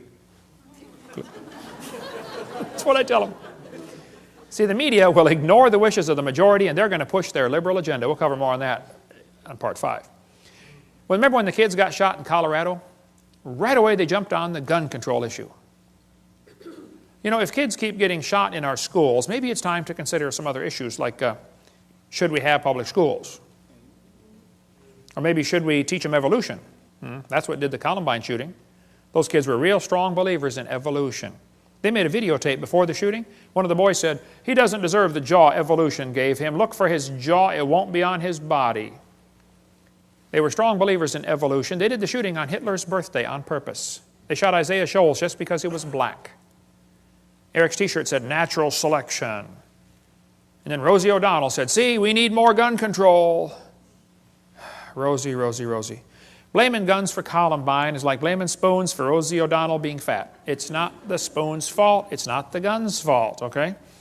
Maybe certain criminals ought to be publicly executed. Maybe that's time to think that one through one more time. Maybe all law-abiding citizens should be required to carry guns to protect themselves. Suppose every teacher in the public school was required to be armed.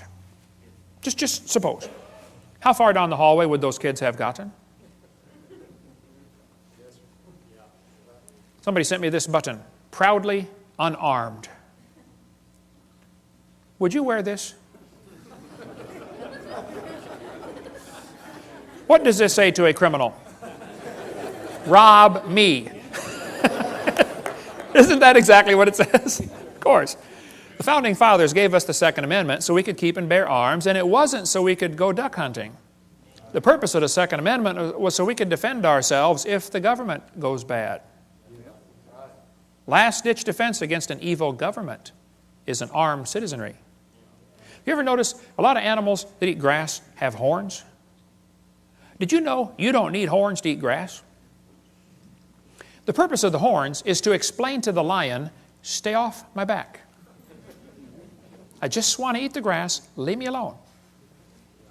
And I think everybody ought to be armed, not so we can hurt anybody, but just so we can explain to people, leave me alone. Don't take my stuff. Don't break into my house. Don't steal my car. Don't come hurt my family. Okay? Thank you. I probably waited too long. I didn't start my kids shooting until they were about 3. I probably should have started about 2, you know. Okay. Here's the logic they use to justify abortion. They're going to say, well, it's not human.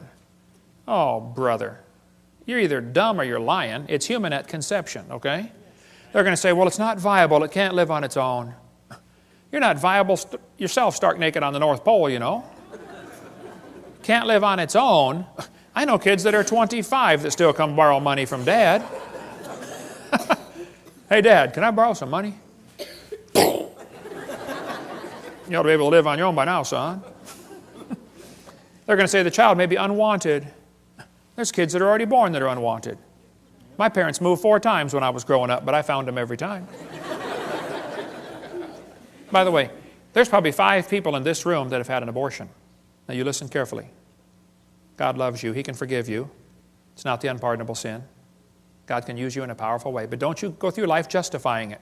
Don't say it was okay. No, it wasn't okay. It was murder. So confess it, forsake it, get right with God, and go serve God with your life, okay? Amen. Half the Bible is written by murderers, okay? You're in good company. They're going to say, well, the child may be unwanted. A lot of people are unwanted. Year after year, the number of people waiting to adopt is about equal to the number of abortions.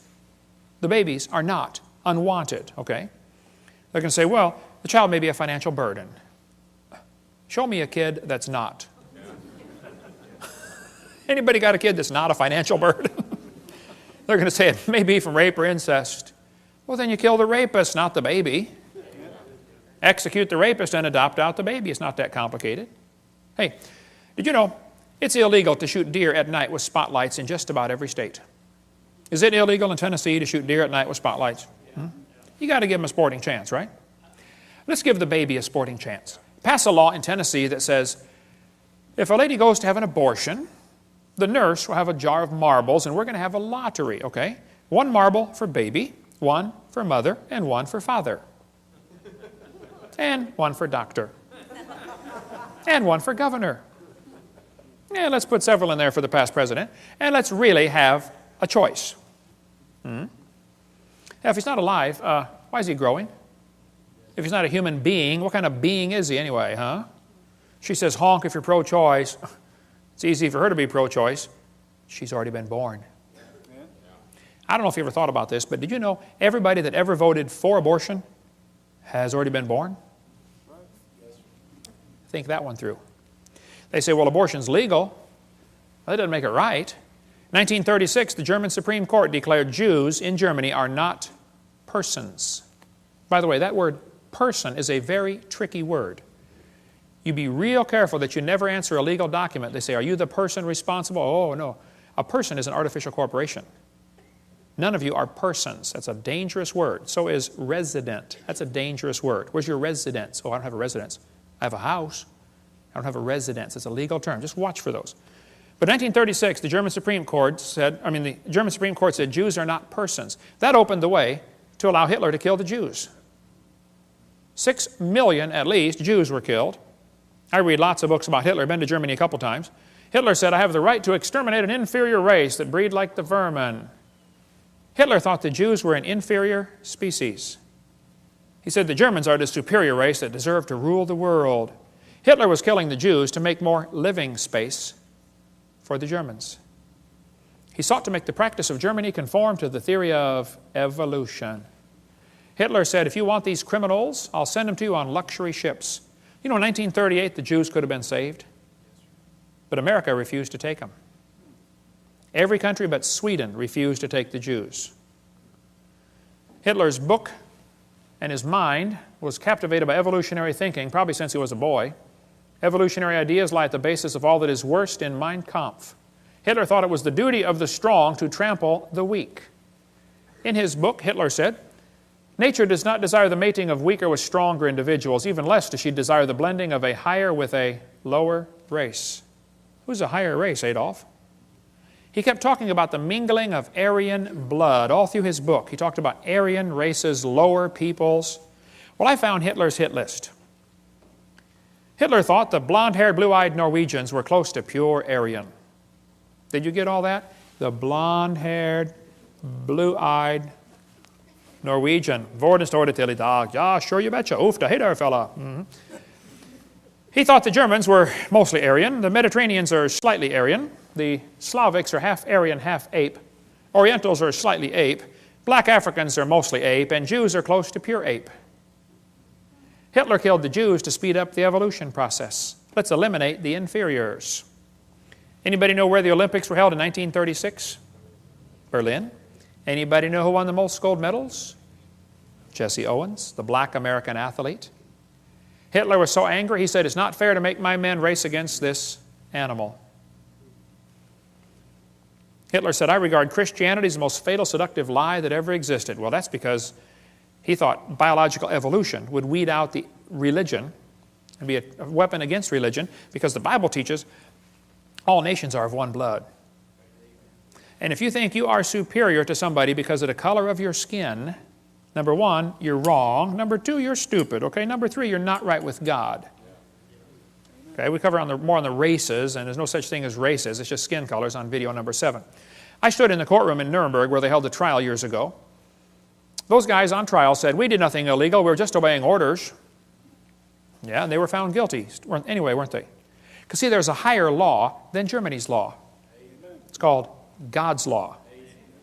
Now, the Supreme Court in America in 1973 said the word person does not include the unborn. That's the decision that opened the way now for 45 million babies to be killed in America. 1,000 million, that's a billion worldwide. On September 11th, 2001, 3,000 Americans were killed by terrorists. We spent billions of dollars trying to hunt them down and kill them, right? You know what else happened September 11th, 2001? 4,500 Americans were killed by abortionists. 50% more, and nobody said a word. The next day it happened again. We've had a September 11th tragedy every day ever since. Have we gone nuts? Margaret Sanger started a group called Planned Parenthood to eliminate the inferior species.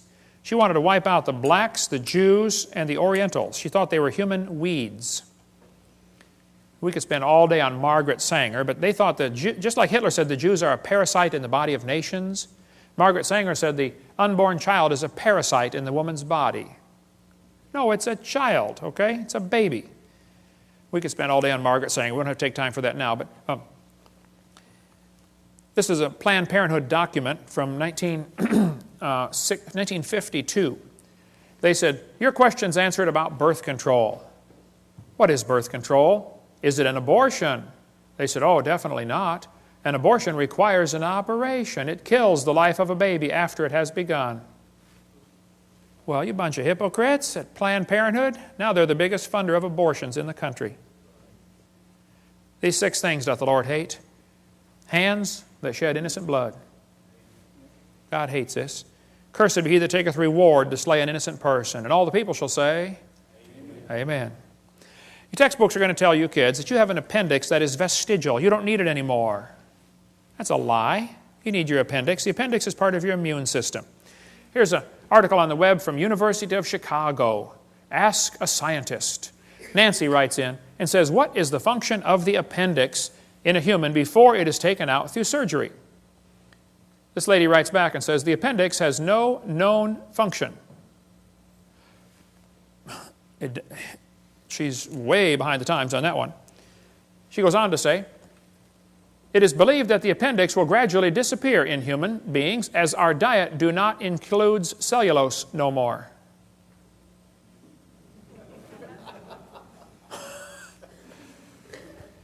Our diet do not include cellulose no more. University of Chicago. Wow. Good place to get an education. Not in English, apparently. But in the first place, this is not true, okay? The appendix is part of your immune system. You need your appendix. The appendix activates killer B cells like your thyroid activates killer T cells. It's true you can live without your appendix. That's true. You could live without both your legs and both your arms and both your eyes and both your ears also. Doesn't prove you don't need them. If you take your appendix out, you got a much better chance of getting all sorts of diseases. This textbook says the whale has a vestigial pelvis. Many organisms retain traces of their evolutionary history. For example, the whale retains pelvic and leg bones as useless vestiges. National Center for Science Education teaches, Bossy the cow evolved to blowho the whale. The cow evolved to the whale. And the evidence is the pelvis. Whales have a vestigial pelvis and leg bone that serve no purpose. They have hind limb bones that have no function. Just imagine whales walking around. It's true. Well, here's the bones they're talking about right there. Just imagine the whale walking around. I have tried and tried to imagine, and I just can't do it. Almost every type of whale has these bones right there in the abdomen. They are not attached to the spine. That's correct. Textbook says the whale's pelvis is located far from the vertebra and has no apparent function. The whale's pelvis is evidence of its evolution from four-legged, land-dwelling mammals. This is a lie.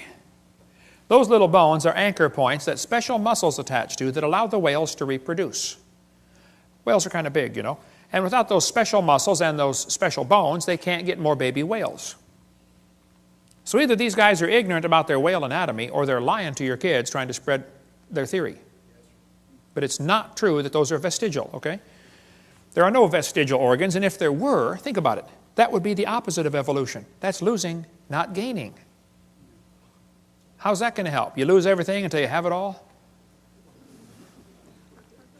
We could spend 2 days on whale evolution. Every one of them, Ambulocetus and Pakicetus, have all been proven baloney. They can't be intermediate species, okay? The authors were certain the feet were enormous, even though nothing was found. Basilosaurus could not possibly have been ancestral to any of the modern whales. Pakicetus was made from one small piece of jaw, a small piece of skull, a small piece of jaw, and a few teeth.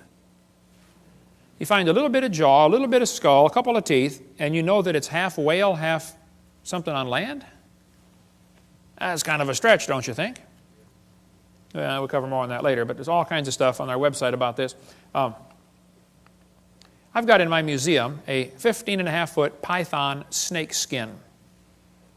If you look at the south end of that snake skin, it's got a couple claws attached to a little 2-inch bone going up inside the snake's body. We've got it in our museum, okay? Textbook says, see, boys and girls, this is a vestigial structure. The boa and the python have these little tiny claws. Do whales or snakes have back legs? You can see that they don't. Yet, both animals have vestigial hip bones and leg bones where legs may once have existed. This is a lie. This textbook says they have reduced hind legs, rudimentary hind legs of a python snake. You've got to be kidding. Those little claws are used in mating, okay? The snake doesn't have any arms, and he can't talk and say, scoot over, honey, okay? This has nothing whatsoever to do with walking on land. It has to do with getting baby snakes. So once again, somebody's real dumb about their snake anatomy, or they're lying to your kids trying to spread their theory. This textbook shows the coccyx, the human tailbone, and at Discover magazine, and it says, that's all that's left of the tail that most mammals still use. Humans have a tailbone that is of no apparent use. I was in a debate in Huntsville, Alabama, against the president of the North Alabama Atheist Association. He got up in front of God and everybody and said, folks, I've got proof for evolution. Humans have a tailbone they no longer need. I said, Mr. Patterson, I taught biology and anatomy. I happen to know there are 9 little muscles that attach to the tailbone, without which you cannot perform some valuable functions.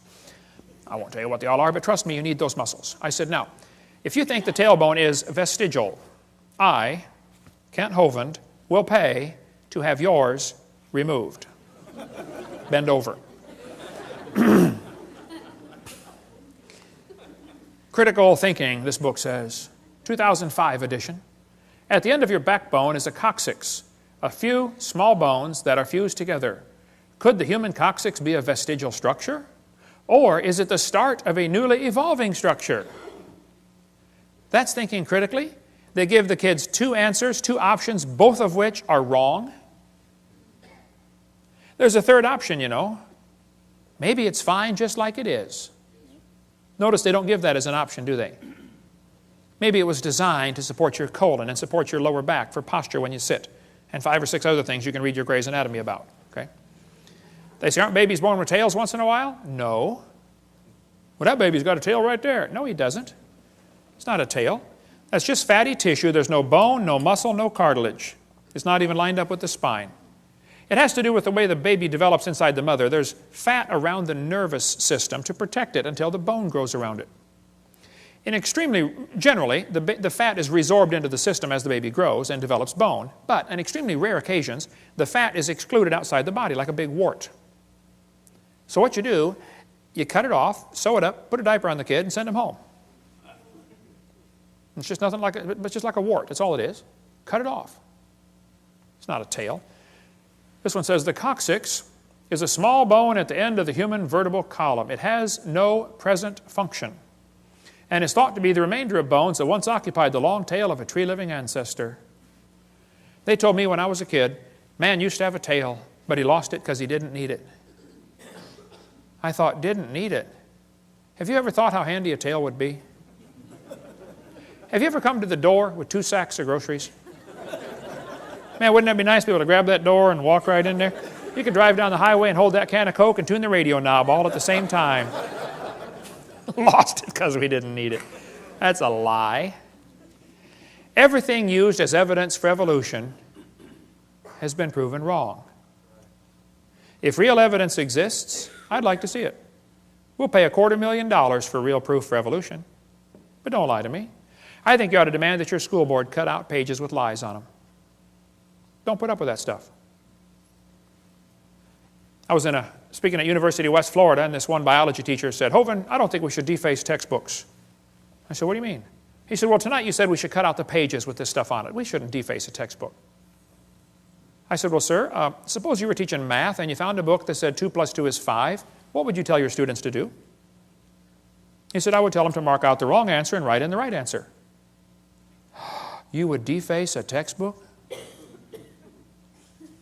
I said, now, sir, you teach biology, don't you? He said, yes, I do. I said, well, suppose you found one of your textbooks that taught the embryo has gill slits or the snake has a vestigial pelvis or, you know, all this stuff I covered tonight. Are you going to tell your kids to tear that page out? He said, oh, no.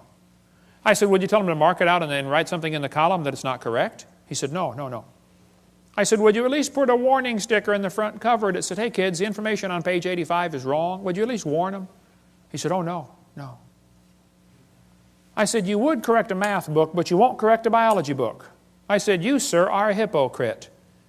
And the folks in this county need to help you get a different job picking peaches or changing tires. But you got no business taking our tax dollars to lie to these kids coming through your class. We're paying for this school. Why don't you be respectful and resign or quit lying to the kids? You say, Hovind, you don't have much tact. Oh, I made full contact with that guy, that's for sure. Okay. Evolution is unproved and unprovable. We believe it because the only alternative is special creation. They just don't want to believe this. They don't want to believe in creation. And they're willing to believe a lie rather than believe the truth, just so they can support their wicked lifestyle. Psalm 94 says, he that formed the eye, shall he not see? God formed the eye. Eyeballs are incredibly complicated. Charles Darwin said, to suppose that the eye could have been formed by natural selection seems, I freely confess, absurd. But then he goes on for 3 or 4 pages and says how he thinks it happened anyway. Your eyeball is amazing. You know, at the back of your eye, there are 137 million light-sensitive cells in 1 square inch, called your retina. All of them wired straight to the brain. How would you like to hook up 137 million electrical connections in 1 square inch? My Heavenly Father did. He's pretty smart, isn't he? Now, I debated one atheist one time, and he said, Hovind, the eye is an example for evolution because it's poorly designed. I said, what on earth are you talking about? He said, well, the light comes into your eye, and then it goes through blood vessels in front of the retina. He said, that's wired backwards. He said, the octopus has a much better eye because their blood vessels are behind the retina. I said, sir, let me just explain something to you, okay? I said, we live in the air. Now, air is a pretty poor insulator for UV light. So your body is designed with the blood vessels in front of the retina. That's your body's last defense against ultraviolet light. Now, octopus live in the water. Okay?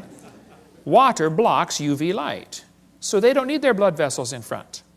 See, we're designed for living in air, and they're designed for living in water. Now, if you want to swap eyes with an octopus, you just go ahead, sir, but you're going to be blind in a few days, okay? because they don't have the blood vessels in front to block the UV light. What a dumb evidence for evolution. What they're trying to say is, well, God wouldn't do it this way, so it must have evolved. Well, that's a silly argument for evolution. Maybe you just don't understand why it was designed that way.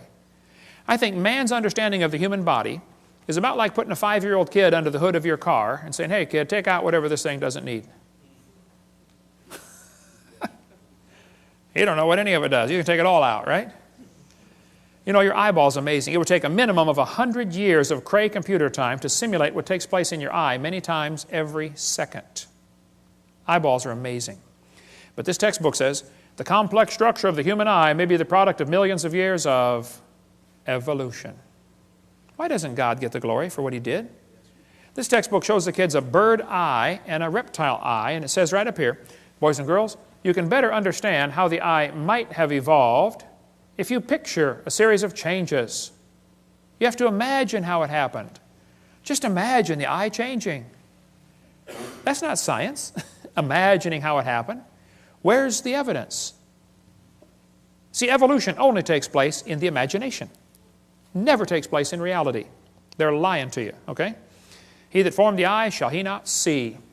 Science deals with things we can observe and study and test. You don't observe anything about evolution. If you have something that's designed like an eyeball, it demands a designer. If painting is proof there was a painter, even if you never see the guy. A building is proof there was a builder, and a watch is proof there was a watchmaker, and design, the creation, is proof there was a creator. See, design simply demands a designer, period. The invisible things of Him from the creation of the world are clearly seen. They are without excuse, the Bible says. There's no excuse. The psalmist said, when I consider the heavens. You know, God knows that the study of science will draw us to Him. Satan knows that too. So Satan has worked really hard in the field of science to make sure it pushes kids away from God.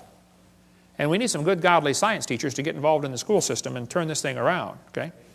And by the way, we can prove the existence of God by the impossibility of the contrary. It's impossible that there not be a designer. It's just not possible. There had to be a designer, okay? I like to show evolutionists this picture. I say, guys, here we have, as far as I know, the world's largest rock group. You know of a bigger one? I'd like to see it, okay? I'll say, do you think there's any way George Washington's face could have appeared on this rock by chance? I say, no, it was designed by a guy named Borglum. It took him a long time to build it. Okay, very good. Now, let me ask you a question. You say there's no way this face could appear on the rock by chance. You don't think wind could have done that? Abrasion, exfoliation, thermal expansion of the rock? Nothing? Nope. Happened by design. Okay.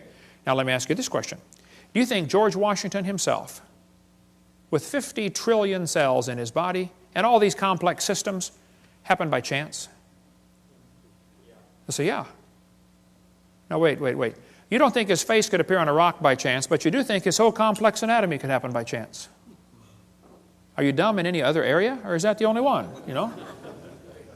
Then they tell kids that plants are adapted to their environment. Adapted? Yes, boys and girls, gills are an adaptation to living in water.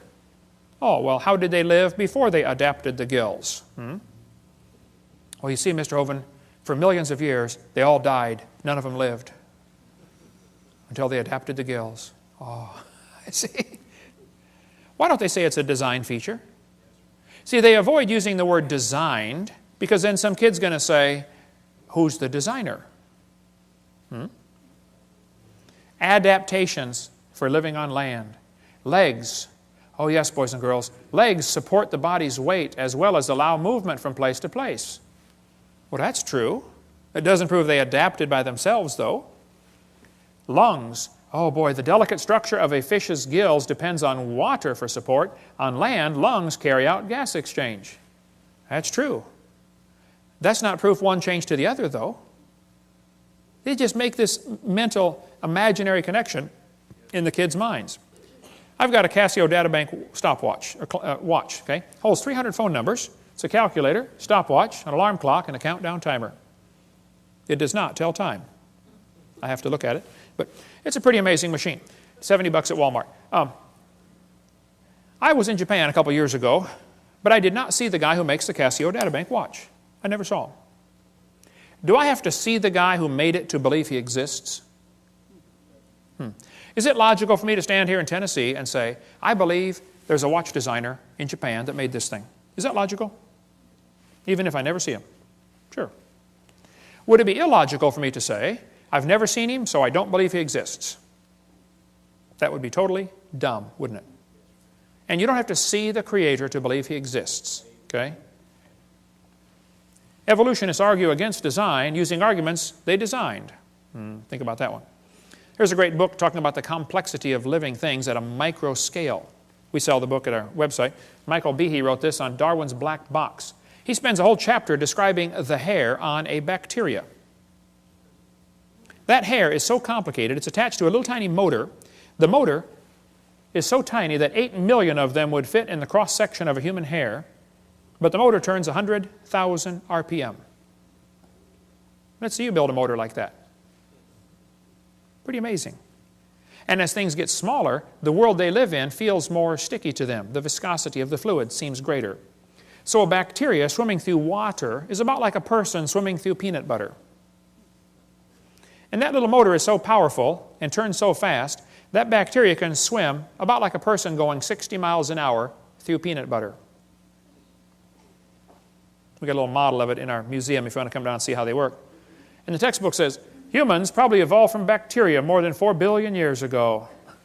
What? They can swim through peanut butter 60 miles an hour. We should sign them up for the Olympics, man.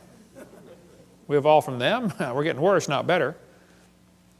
It's a lie. Nothing this small and complex could have happened by chance. This is a great book that we sell in our bookstore. Just simple illustrations. Could a box evolve? Could an ink pen evolve? Could a paperclip evolve? It just goes through a bunch of simple things and show it just can't happen, okay? Then they talk about the origin of life. Yes, boys and girls, how living things started from non-living matter. This is pure baloney, how they teach this in the books. We're going to cover that after a quick break. Cover a few more lies in the textbooks and then tell you what you can do about it. Some practical steps to fix the problem right after the break. Welcome to the continuation of our session on lies in the textbooks. In the last 2 sessions, we covered 15 lies found in the typical textbook. I taught high school science for 15 years, and I'm not against science, I'm not against schools, I'm not against teachers, but I'm against lies. Just don't lie to the kids, okay? The Bible says in the book of Proverbs, cease, my son, to hear the instruction that causeth thee to err from the words of knowledge. Don't listen to things that are simply not true, okay? Get the lies out of the books. The Bible says God created all things, and it says, heaven is my throne and earth is my footstool. Hath not my hand made all these things? God made everything. And the Bible says God formed the entire world. The Bible says God created great whales and every living thing. Now, the textbooks in school are going to teach your kids that every living thing happened by itself. They're not going to teach them God created every living thing, that's for sure. Here's a textbook that says, the history of life on earth began about 3.5 billion years ago. How this occurred has been and will continue to be a topic for inquiry. Let me give you the Hovind translation of what they just said. What they just said is, it's okay to inquire how it evolved. It is not okay to inquire if it evolved. Hey kids, you're allowed to research, how did evolution happen? And if some kid says, well, maybe it didn't happen at all. Oh, shut up, kid, you're out of my class, okay? The only way you can research is, how did it happen? You cannot even ask the question, did it happen? That's not education. That's indoctrination. Okay? I'm sick and tired of paying for that stuff. Now, nobody knows how a mixture of lifeless chemicals spontaneously organize themselves into the first living cell. Paul Davies said, nobody has a clue how life got started from non-living material by itself. There is not even a good theory how it can happen, but the textbooks are going to teach your kids it just happened, okay? They just tell them, hey, it happened. And you can't even consider the option that maybe God made it. Here's what happened. Back in the 50s, 2 guys, Miller and Urey, decided to figure out how life evolved.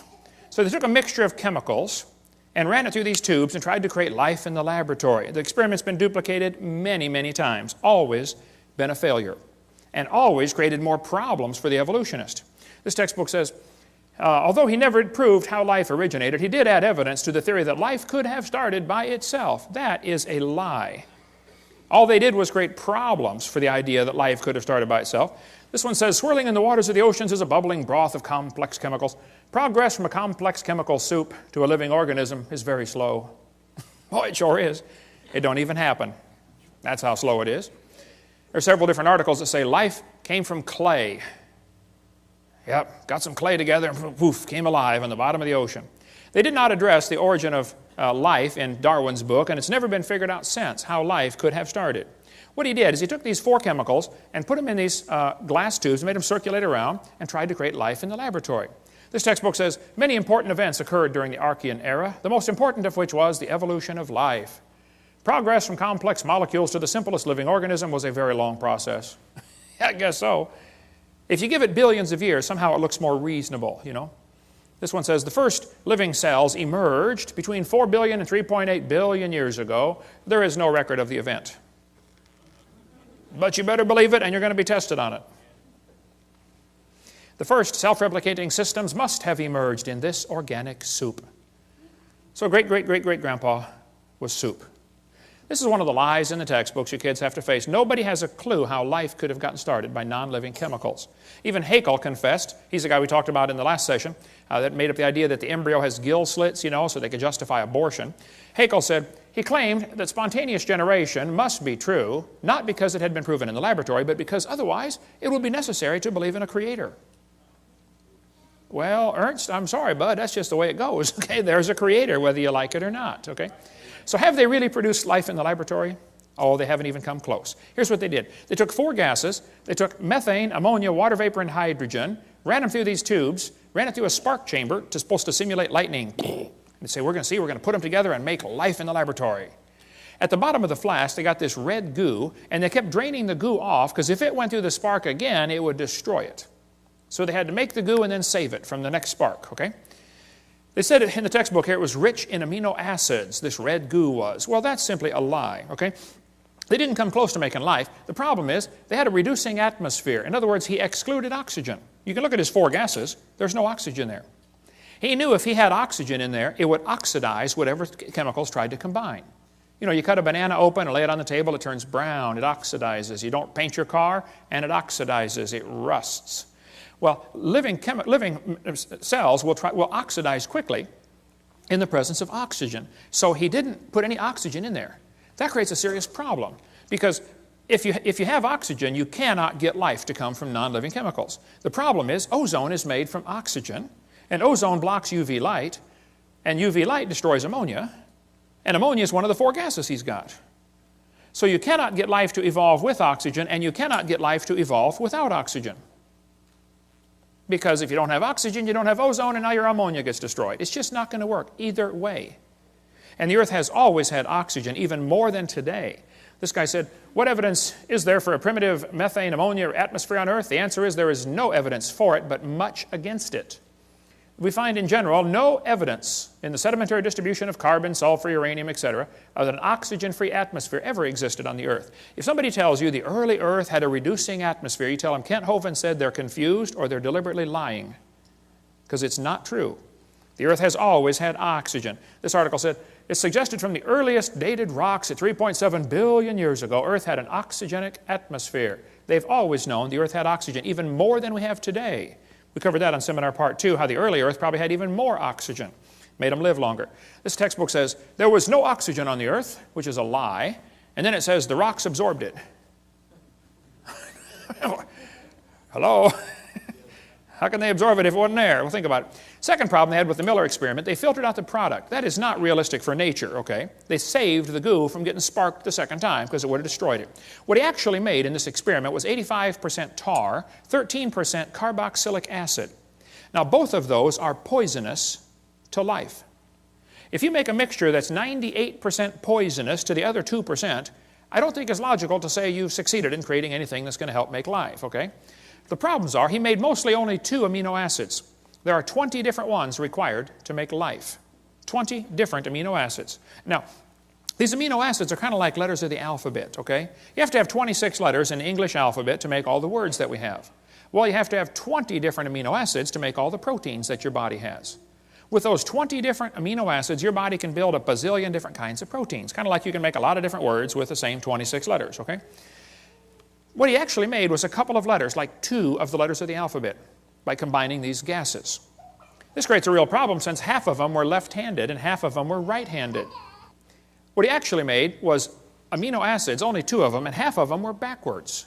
I mean, if I drop letters of the alphabet, there's a 50-50 chance some of them are going to land upside down. They don't do any good. You have to have them all facing the right way. The smallest proteins we know of have about 70 to 100 amino acids, all of them facing the right way. This greatly compounds the problem, okay? DNA and RNA are all right-handed, all other proteins are left-handed. This is a very puzzling fact. All proteins that have been investigated from animals, plants, and higher organisms, and from simple organisms, bacteria, molds, even viruses, are made of left-handed amino acids. They're all that way. So he's really got a problem since half of his letters were backwards. And there are hundreds of amino acids required to combine in just the right way to make a protein, and they unbond in water faster than they bond. And they claim this all happened in the oceans. Well, the oceans are completely full of water, all the way to the bottom. And Brownian motion is going to drive them apart. It's not going to put them together. One of the lies in the textbooks is that they made life in the laboratory. They have all they've done. Every experiment has made the problem worse for the evolutionist, okay? These spontaneous generations do not occur spontaneously in water. Life is not going to get started in this way. There's a whole lot more in the book, Icons of Evolution, if you want a lot more on the subject to go down deep. But they got this weird idea in their head that all they have to do is get all the right chemicals together and then add energy, and it'll make life. Okay, well, let's do an experiment. Let's put a frog in a blender and turn it on. In a matter of moments, you will have frog nog. And you will have all of the chemicals required to make a frog in one blender, right? Then we're going to add energy. You can turn it on puree for 30 minutes. You can nuke it, microwave it, zap it with jumper cables. I don't care what you do. Drop a hand grenade in there. Add all the energy you want, okay? How long will it take to reassemble the frog? It'll never happen. See, just getting the chemicals together isn't the problem. You go to the mortuary, you got a dead body laying there, you got all the chemicals required for life right there in one spot. Bring it back to life. Life is something different. I don't think science has ever defined that clearly, but they talk about how we all came from this early life form. Once this first life form got started, this single cell, then it evolved into everything else. Like this textbook shows the kids that a bacteria slowly evolved to a human. These trees of life are absolute propaganda. There is no evidence for any of these, okay? Even Mary Leakey said, those trees of life with the branches of our ancestors, that's a lot of nonsense, okay? Stephen Gould said the evolutionary trees that adorn our textbooks are not the evidence of fossils, that's for sure. There is no evidence that any animal is related to any other kind of animal. But this textbook says, all the many forms of life on earth today are descended from a common ancestor found in a population of primitive unicellular organisms. There's no such thing as a primitive unicellular organism. If it's alive, it's complicated. We'll cover more on that in a minute. And then it says, no traces of those events remain. What they do is they tell the kids, okay kids, the mammals, the birds, and the crocodiles have a common ancestor. They draw these trees in the books, and they look so pretty, and the kid goes, wow, they've got proof. I saw it in my book. No, they've got a picture in your book, okay? Everything inside that circle is pure religious speculation. They think it happened, they hope it happened, but there is zero evidence for anything inside that circle. It's one of the lies you're going to have to face in your textbook. The Bible says if you offend one of these little ones, you'd be better off with a millstone about your neck. Go swimming. These folks teaching evolution are in serious trouble when they stand before God. Then they tell them we come from a simple, primitive, unicellular organism. Look, just because it's smaller doesn't mean it's simpler. A paramecium is more complicated than a space shuttle, and you can put thousands of those into one drop of water. Smaller is not simpler. That's one of the lies in the textbooks. I'll show you. Here's a microchip inside a paperclip. Pretty small. Not simple. This microchip is being held in the mouth of an ant, and that little microchip can process every letter of the Bible 200 times per second. Smaller is not simpler. I'll show you. Let's compare the brain of a honeybee to NASA's Cray computer. At one time, the world's fastest computer, I think they got a faster one now. The brain of a honeybee is pretty small. The Cray computer is huge. We would all agree there's a size difference, right? Okay. Now, The Cray computer could do 6 billion calculations per second. It was estimated that the honeybee's brain is doing about 1 trillion calculations per second, 1,000 billion. So that little honeybee brain is about 133 times faster than a Cray computer. The Cray uses many megawatts. It's power hungry. The honeybee uses 10 microwatts. Did you know honeybees not only make honey, they fly on honey. That's their energy source. And a honeybee can fly 1,000,000 miles on 1 gallon of honey. How would you like a machine that gets 1,000,000 miles per gallon? Especially at today's price of gas, right? Fill up once and you're done for the rest of your life. The Cray cost $48 million. The honeybee's brain is pretty cheap. You splat them on your windshield all the time, right? Many people scramble when the Cray breaks down. Nobody heals the honeybee. A self-healing computer. Steve, you work on computers. How'd you like one of them? Something crashes, reconfigures itself, fixes it all up, no problem. Cray weighed 2,300 pounds. Honeybee's brain doesn't weigh too much. So what should we conclude? Let's see, the supercomputer is huge, it is slow, it is very inefficient, it is power hungry, and it had to be designed. We all know that, right? But did they turn around and look at the honeybee and say, well, that happened by chance? And the brain of a human is a whole lot more complex than a honeybee. For heaven's sake. Your brain can hold more information than the entire British Library. The human brain is phenomenal, okay? You have more computational power in bits per second than the entire national telephone system. One brain surgeon estimated that there are more connections in just one person's brain, there are more connections than the entire electrical system of the United States. How many wires have been connected together in the United States, would you guess, inside every computer and inside every machine and inside every building? Like zillions of them. One brain has more than that. One professor told me that he believed in evolution, and I said, well, sir, do you believe your brain is nothing but 3 pounds of chemicals that got together by chance? He said, yeah. I said, then how can you trust your thoughts and the conclusions you come to? Maybe you got a chemical in there backwards. He did, by the way, several actually. But then they tell the kids, well, DNA is pretty tiny, but that proves evolution.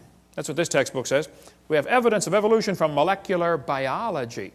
Darwin speculated all forms of life are related. This speculation has been verified. They are lying to your kids. Nothing about DNA has helped with the evolution theory at all. DNA, which stands for deoxyribonucleic acid, is the most complex molecule in the universe. Unbelievably complicated molecule. That little DNA molecule, average person has 50 trillion cells in their body with 46 of those little molecules in each cell. 46 chromosome strands in each cell of your body. If you extracted all of it, it would only fill about 2 tablespoons. But if you took those DNA strands and unwound them, stretched them out, tied them together, one person's DNA would reach from Earth to the moon and back over 500,000 times. Round trips to the moon. They say the DNA holds more information than all computer programs ever written by man combined. IBM models the newest computers after DNA. The quantity of information is so vast, we have to invent new numbers to measure it. Not terabytes, petabytes, or exabytes, yottabytes, and zettabytes. All the words uttered by everyone who ever lived would amount to 5 exabytes. And your DNA and your chromosome holds more information than that. It is so unbelievably complex. If you typed out the code found in your DNA, when you got done typing, you'd have enough books to fill Grand Canyon 78 times. That's the instructions to make you. I'd say you're pretty special. Quite a list of instructions to make you. David said, I will praise thee, for I'm fearfully and wonderfully made. And he didn't have a microscope, and he could figure that out. Yeah. You know, from conception to birth, the baby adds 15,000 cells per minute to its body. Each one is more complicated than a space shuttle. How would you like to be in charge of the supply end of supplying a factory that is producing 15,000 space shuttles a minute? And it's your job to make sure they have all the nuts and bolts and screws and everything they need to put that thing together.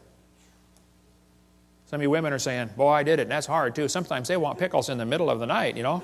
What are you building down there anyway, you know? The probability of one DNA happening by chance has been calculated to be 1 in 10 to the 119,000th power. That's a big number when you figure the entire visible universe is about 10 to the 28th inches in diameter. DNA has not proven anything that would help the evolution theory. It's been made the problem much, much, much worse. But let's just assume that the chromosome number means something and that, it could evolve. Okay, well then I did some research on this. I discovered penicillin has 2 chromosomes. That one had to evolve first. And then slowly over millions of years, they got some more chromosomes because they're complicated, and turned into a fruit fly. You can see the similarity there. It's only got 8 chromosomes. And then very slowly it evolved some more chromosomes and became either a tomato or a housefly. Very tough to tell the difference. They're identical twins, And then very slowly over millions of years, it evolved into either a pea or a bee. You can see the similarity there, P, B, very similar. And slowly became lettuce and then a carrot. And finally, when we got to 22 chromosomes, triplets. The possum, the redwood tree, and the kidney bean all have 22 chromosomes. Average scientists cannot tell them apart. Let's see, which one is which here? Okay, let's see, tree, possum, bean, and we have 46, folks. And if we can just get 2 more, the next step of human evolution, we're going to become a tobacco plant.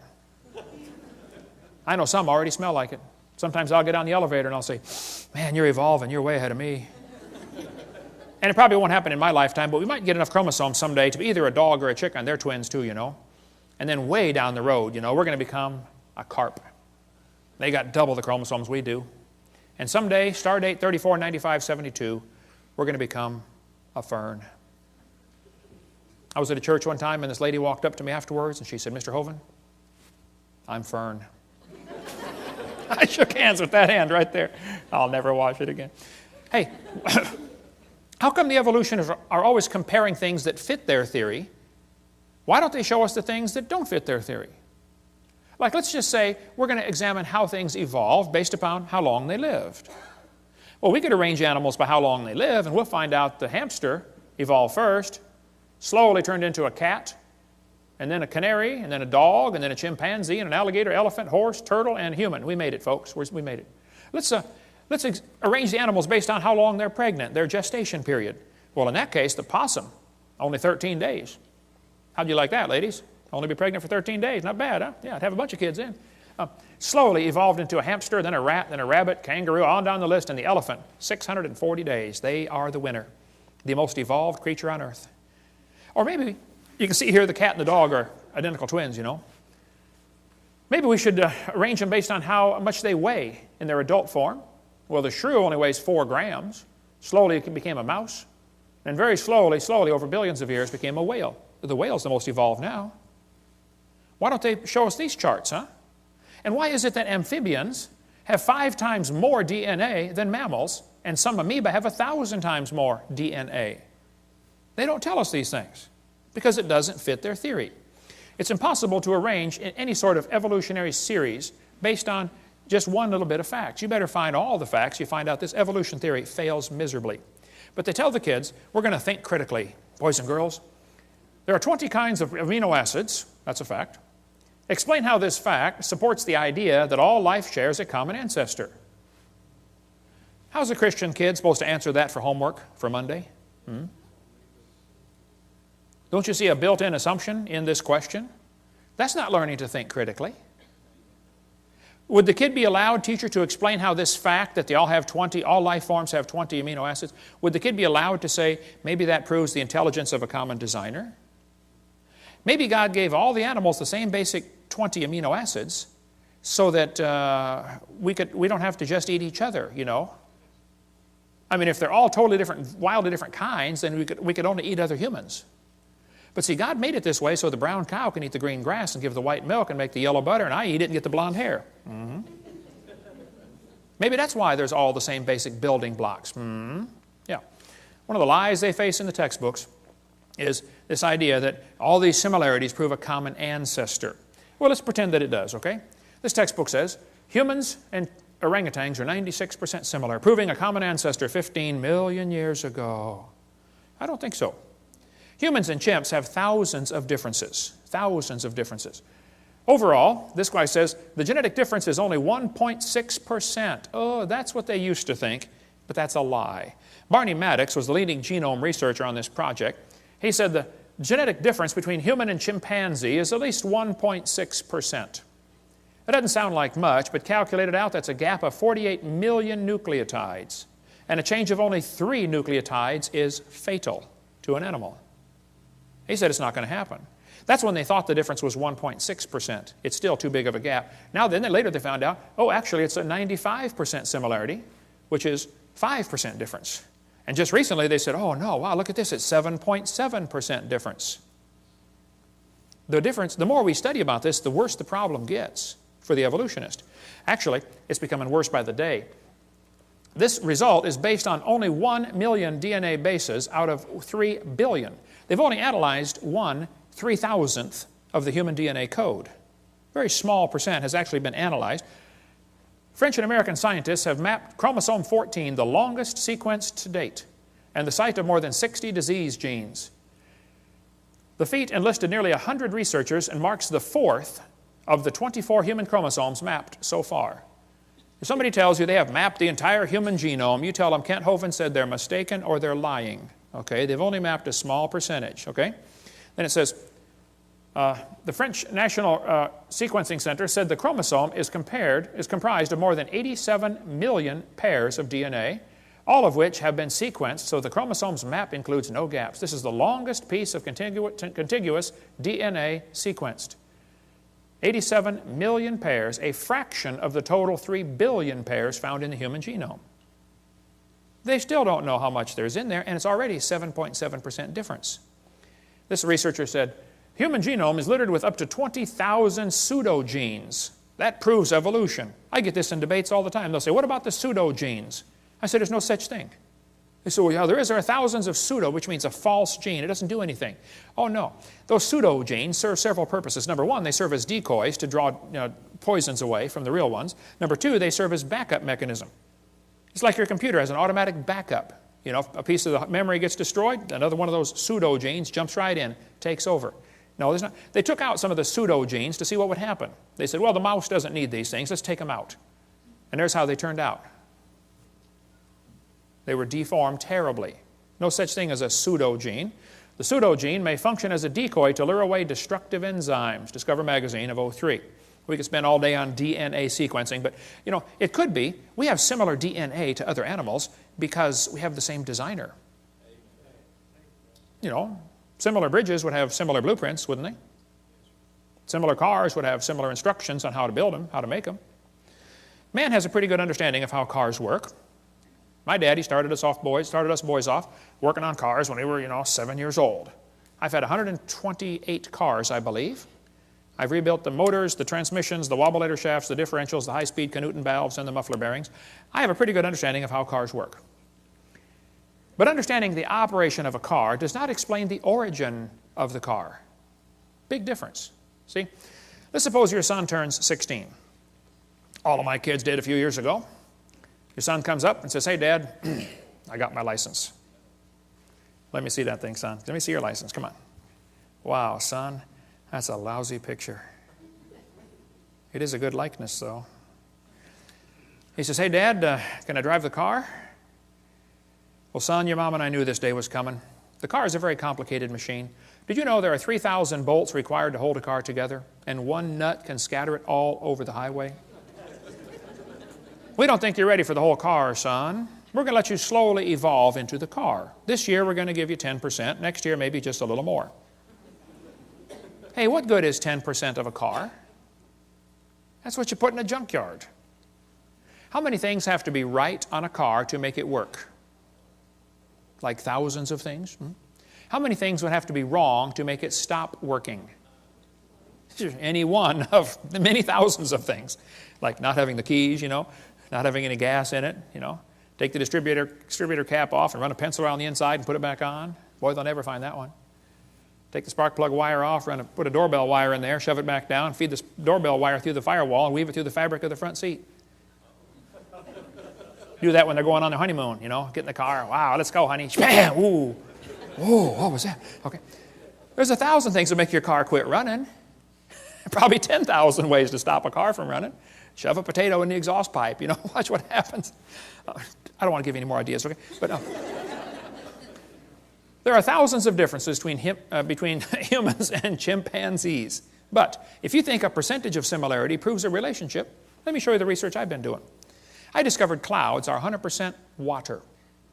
Watermelons are 97%. It's only 3% difference. That proves they're related. Jellyfish are 98%. Missing link. And so are snow cones. Yeah, there we go. We got the proof, okay? Then they tell them fossils prove evolution. I say, guys, you got to be kidding. This textbook says, evidence of evolution from the fossil record. Oh, no, don't give me that. That's a lie. There is no fossil record. There's a bunch of bones in the dirt. It's not a record, okay? You're putting your interpretation on those bones they're digging out of the dirt. There is no fossil record. This textbook says evolution is a fact. The fossil record provides some of the strongest evidence that species evolved over time. This is silly. There is no fossil record. You don't look back into time. You look at a bunch of bones you dug out of the dirt. And you put your interpretation on them, okay? Fossils only exist in the present. They don't exist in the past. I mean, you're digging them up and it's 2005, okay? You can't say, wow, this fossil is 40 million years old. You don't know that. Okay? All we do is put our interpretation on the fossils. But the kids are taught fossils contribute to our understanding of evolution. Kids, keep in mind, dead animals do not reproduce or evolve. Darwin said, if my theory is true, numberless intermediate species ought to have be found in the fossil record. Well, I'm sorry. This guy said, since Darwin, many of these links have been found. Oh, they are lying to you. No missing links have been found. Even David Ropp, who believes in evolution, says, in the years after Darwin, his advocates hoped to find predictable progressions. In general, these have not been found. Yet the optimism has died hard, and some pure fantasy has crept into textbooks. You're kidding. Fantasy in the textbooks? That's a fancy word for a lie. Okay? And we could spend 2 days on the fossil record. There's no fossil record, and there are gaps all over the place. Every place where there ought to be something, they find nothing. No evidence for how the whale evolved, or how the birds evolved, or how the flowering plants evolved. No evidence whatsoever. If you find a fossil in the dirt, all you know is it died. You couldn't prove it had any kids, and you sure couldn't prove it had different kids. And why would you think a bone in the dirt can do something animals today cannot do? Which is produce something other than their kind. Luther Sunderland wrote to major evolutionists all over and said, hey, where's the evidence for evolution? They wrote back and said, we don't have it, somebody else has it. He wrote to Colin Patterson because Patterson has access to the largest fossil collection in the world. British Museum of Natural History. Nobody's got more fossils than them. Patterson wrote a book about evolution, but he didn't show any missing links. So Sunderland wrote him a letter and said, excuse me, why didn't you show the missing links in your book? I'd like to see a picture of the missing link. Patterson wrote back and said, I fully agree with your comments on the lack of evolutionary transitions in my book. If I knew of any, fossil or living, I would certainly have included them. I will lay it on the line. There is not one such fossil. There are no missing links. The whole chain is missing. It's not a link they're looking for, folks. Even Stephen Gould said the absence of fossil evidence is a nagging problem for evolution. Yeah, it sure is. Stephen Gould died with a set of my videos on his shelf in his library. I hope he watched them. I donated them to him years ago, way before he died. Hopefully he watched them and got saved. I don't know. So Niles Eldridge and Stephen Gould have kind of resurrected the punctuated equilibria idea that came actually from Richard Goldschmidt. Goldschmidt said, the first bird hatched from a reptilian egg. They got so frustrated looking for missing links, they couldn't find any. They said, well, this just proves evolution happened quickly. Oh, I see, yeah. And this bird that hatched from the reptile egg, who did it marry? Don't you have to have two in the same place of the opposite sex? I mean, what if you get two males? And don't they have to be at the same time in history? What if one's born just 10 years before the other one? Just missed it. You got to get them in the same place of the opposite sex at the same time, and they got to be interested. You got a whole bunch of problems, okay? Serious problems. Then they tell the kids to think critically. Which theory best describes the organism's evolution? Gradualism or punctuated equilibria? Look what they do. Kids, which theory is the best explanation? Slow evolution or fast evolution? Do you see how they're giving the kids two options, both of which are false?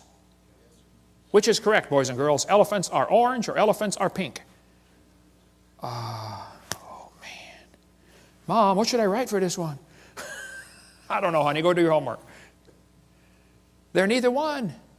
You realize how frustrating this is for Christian kids to go through public schools and have this kind of stuff day after day after day, and how it wears at their faith? And they finally just start giving the evolution answers. And 75% of the kids from Christian homes are being destroyed and losing their faith going through these public schools. That's not thinking critically. This textbook says, which is correct, boys and girls? Did evolution happen gradually or in short leaps and punctuated equilibria? They give them two options. Evolution happened slowly or evolution happened quickly. These guys are not capable of thinking outside the box. It didn't happen at all. Is that an option? But I guarantee if a kid puts "it didn't happen at all" on his test question, the teacher's going to count it wrong. I debated Dr. Pigliucci from Knoxville, Tennessee, UT Knoxville. I said, Dr. Pigliucci, you've studied and taught evolution of plants for 10 years. You've received $650,000 in grant money to study the evolution of plants. What's the best evidence you know of for evolution? That was my question. His answer was, the evolution of whales.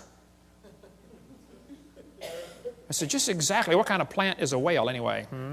Yeah. He said, the hippo is evidence for evolution because it's in the process of adapting to an aquatic way of life. Hippo's proof for evolution because it likes to go in the water. Oh, wow, I like to go in the water too. What's that mean? Evolution's a shell game. Everybody thinks that somebody else has the evidence. The biologist says, oh, we don't have it. The geologist has it. The geologist says, oh, we don't have it. The anthropologist has it. It's a shell game with one major difference. You know how they put the P down there and try to get you confused, you know, which one has the P? The difference is there's no P under any of them. Nobody has the evidence. Nobody. They're all lying. They say, what about horse evolution? Yes, boys and girls, you see this? The four-toed horse evolved to the one-toed horse. That's a lie, proven wrong 55 years ago. The hyrax is the so-called four-toed horse. They're still alive today in Africa and Turkey. There's still a little bitty critter. There's one right there, a hyrax.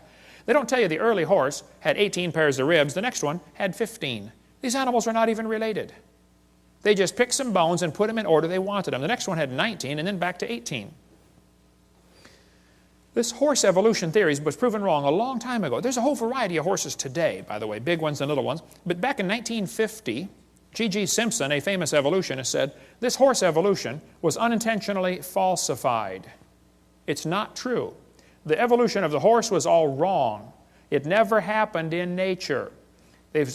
Horse evolution has not held up under close examination. The whole idea was made up by Othniel Marsh back in 1874. He picked animals from all over the world and put them in order the way he wanted it to happen. He never found them in that order, okay? Modern horses are found in the same layers as the so-called ancient horse. The ancient horse is just an animal still alive today in Turkey and East Africa. The ribs, toes, and teeth are different. In South America, the fossils are in the reverse order. Real problem. They're never found in the order presented in the textbooks. Tulsa Zoo finally took out their display because a friend of mine wrote him a letter and said, hey, why do you have the horse evolution on display? I've got the letters here somewhere. Did you get those out, Steve? They're in the suitcase? Okay. You can come read those later. He wrote him a letter and said, guys, your horse evolution thing was proven wrong like 50 years ago. You know, would you please remove the display? And they said, we don't have the funding to remove it. So he went to a sign shop and got a bid for a sign, $60 or something, that says, we'll take this, the sign would say, we will take down this display as soon as we receive the funding, because the display is not accurate. He went into the curator at the zoo and said, here's $60 for the sign. This guy will make the sign. When would you like it delivered?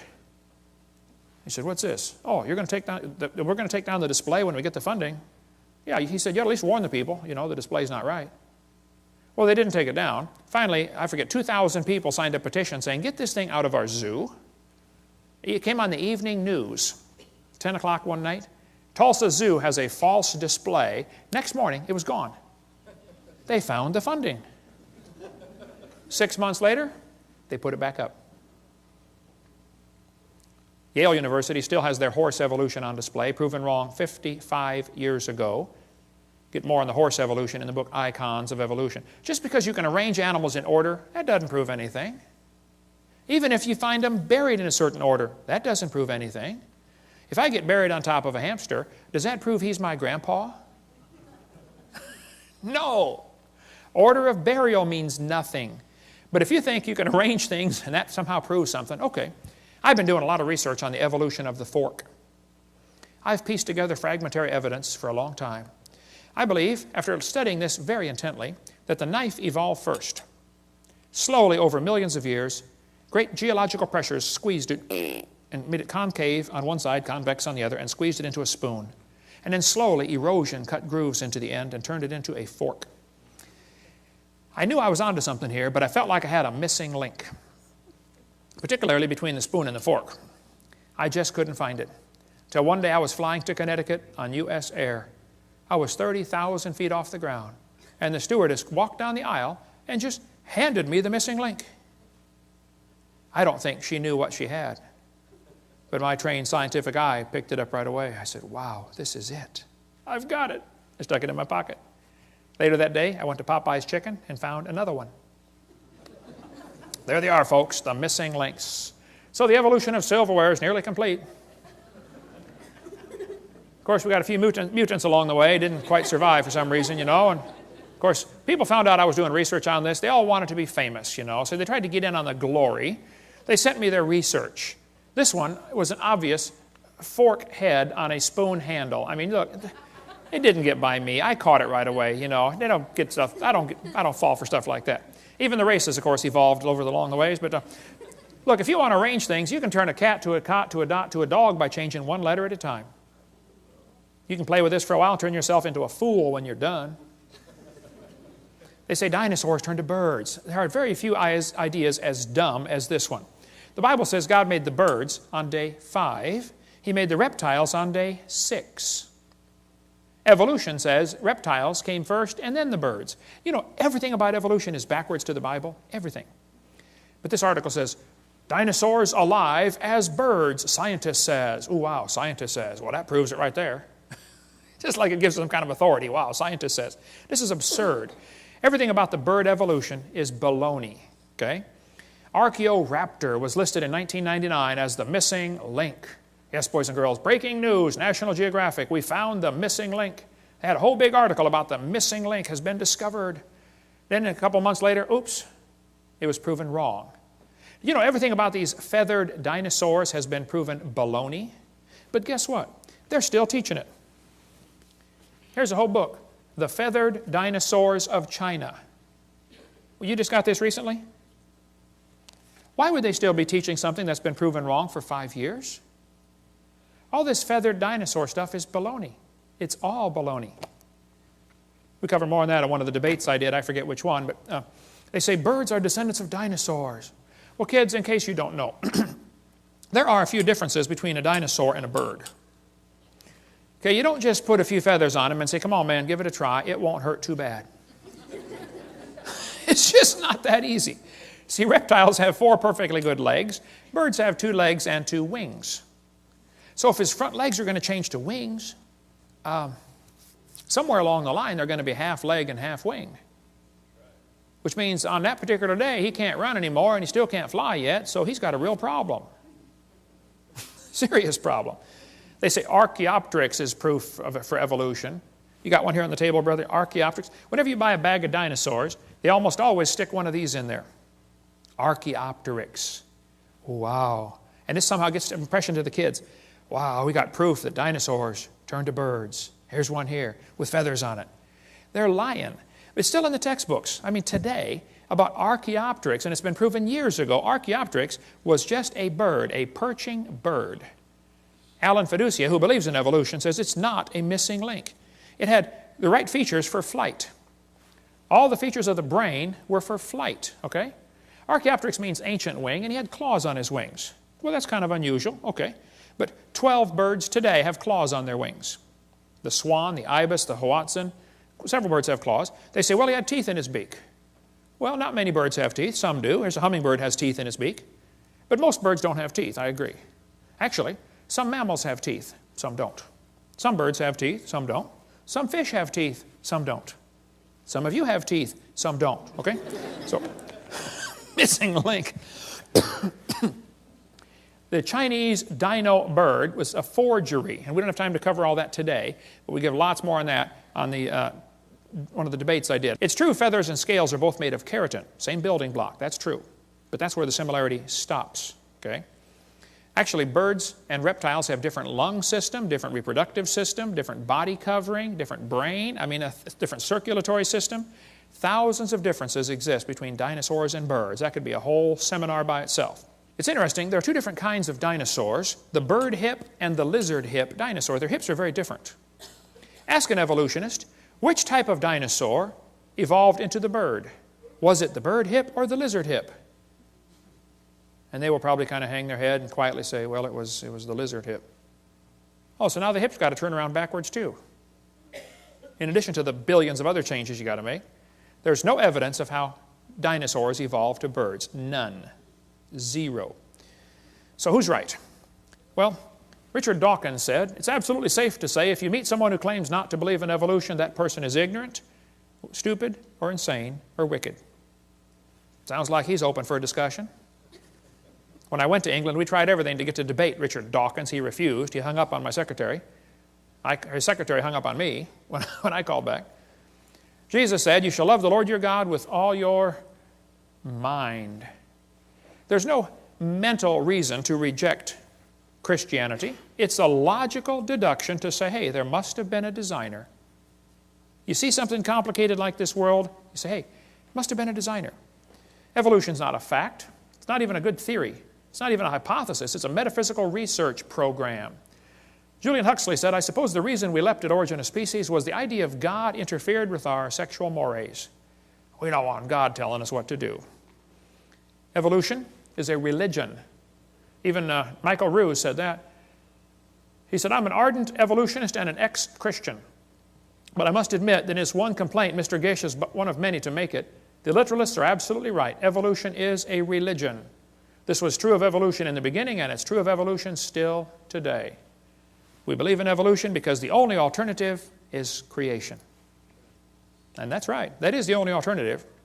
One Russian atheist astronomer came over here to America, and he was speaking at the university, and he said, folks, either there is a God or there isn't.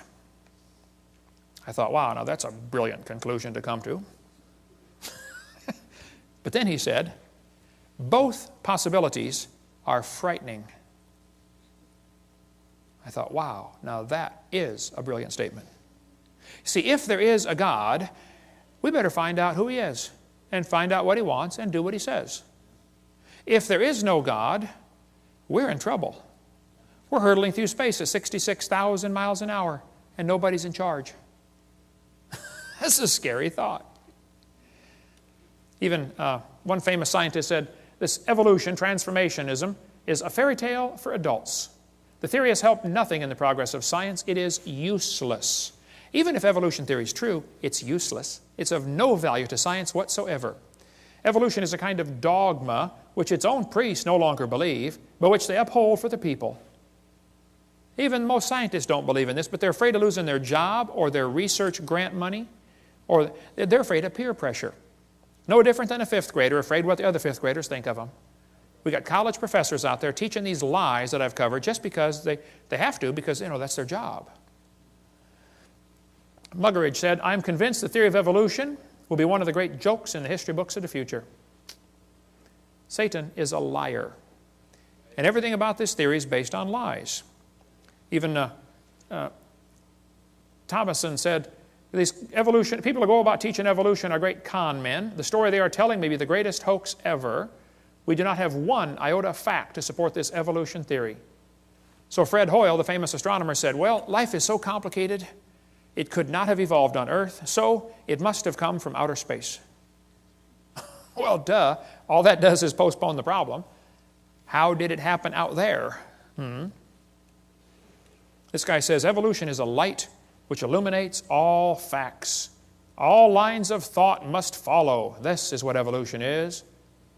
Well, Pierre de Chardin, the Catholic priest that got most of the Catholics to believe in evolution, including the Pope, who's 3 times now said, we believe in evolution.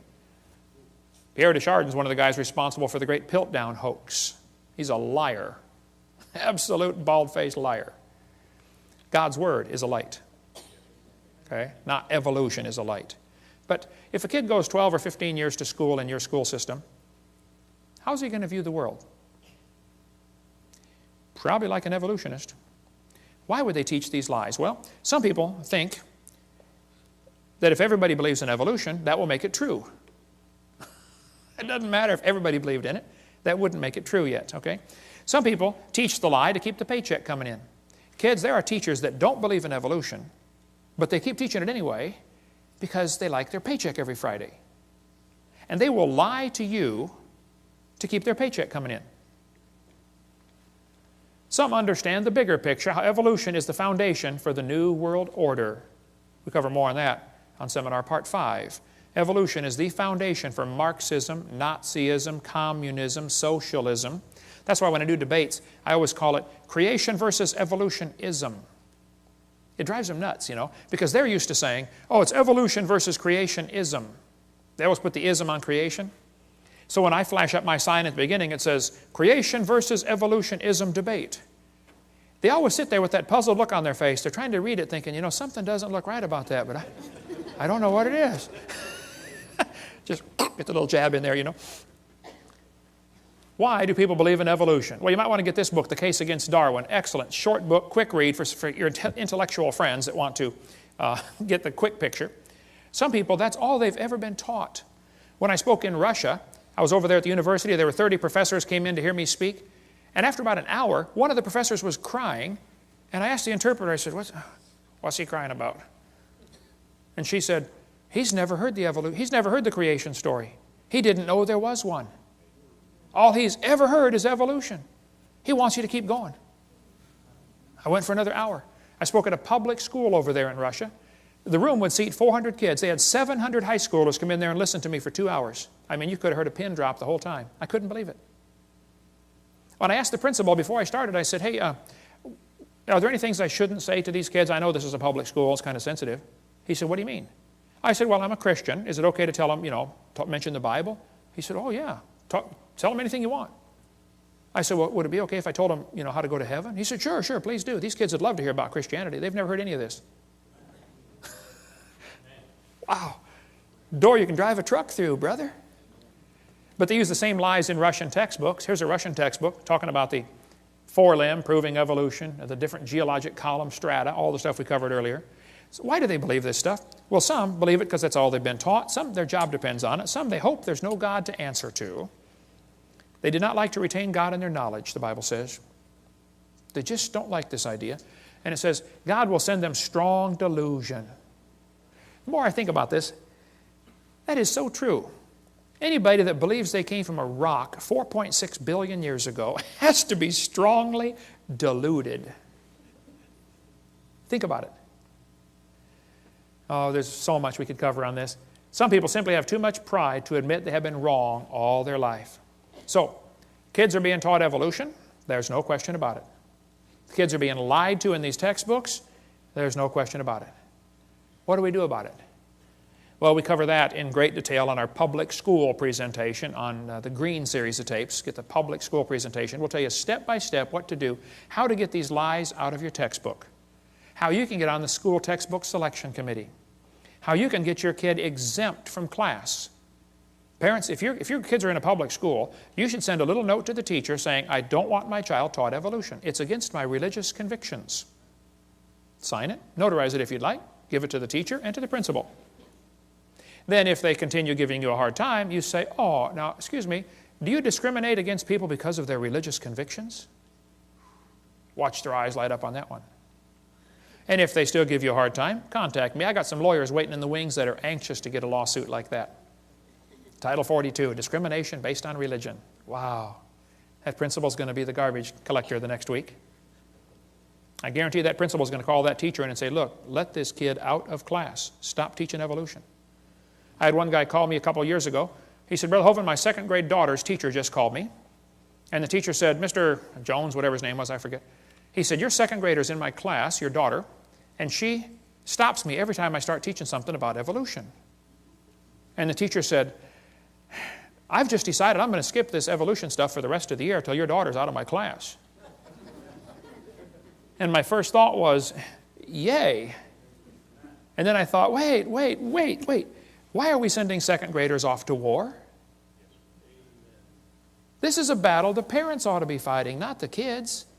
We're the salt of the earth. Salt irritates. Hey, if nobody's irritated at you, you're not a good Christian. You don't have to try to irritate them. You try to be salty. That will irritate them. Salt preserves from corruption. How come you got so many lies in the textbooks right here in Tennessee in the middle of the Bible Belt? Where's the Christians that are supposed to preserve the world, huh? Why don't some of you get on the school board and do something about this? Why don't some of you get a committee to say, hey, let's take these pages out of the book. This is a lie. It won't cost the school anything. I'll show you.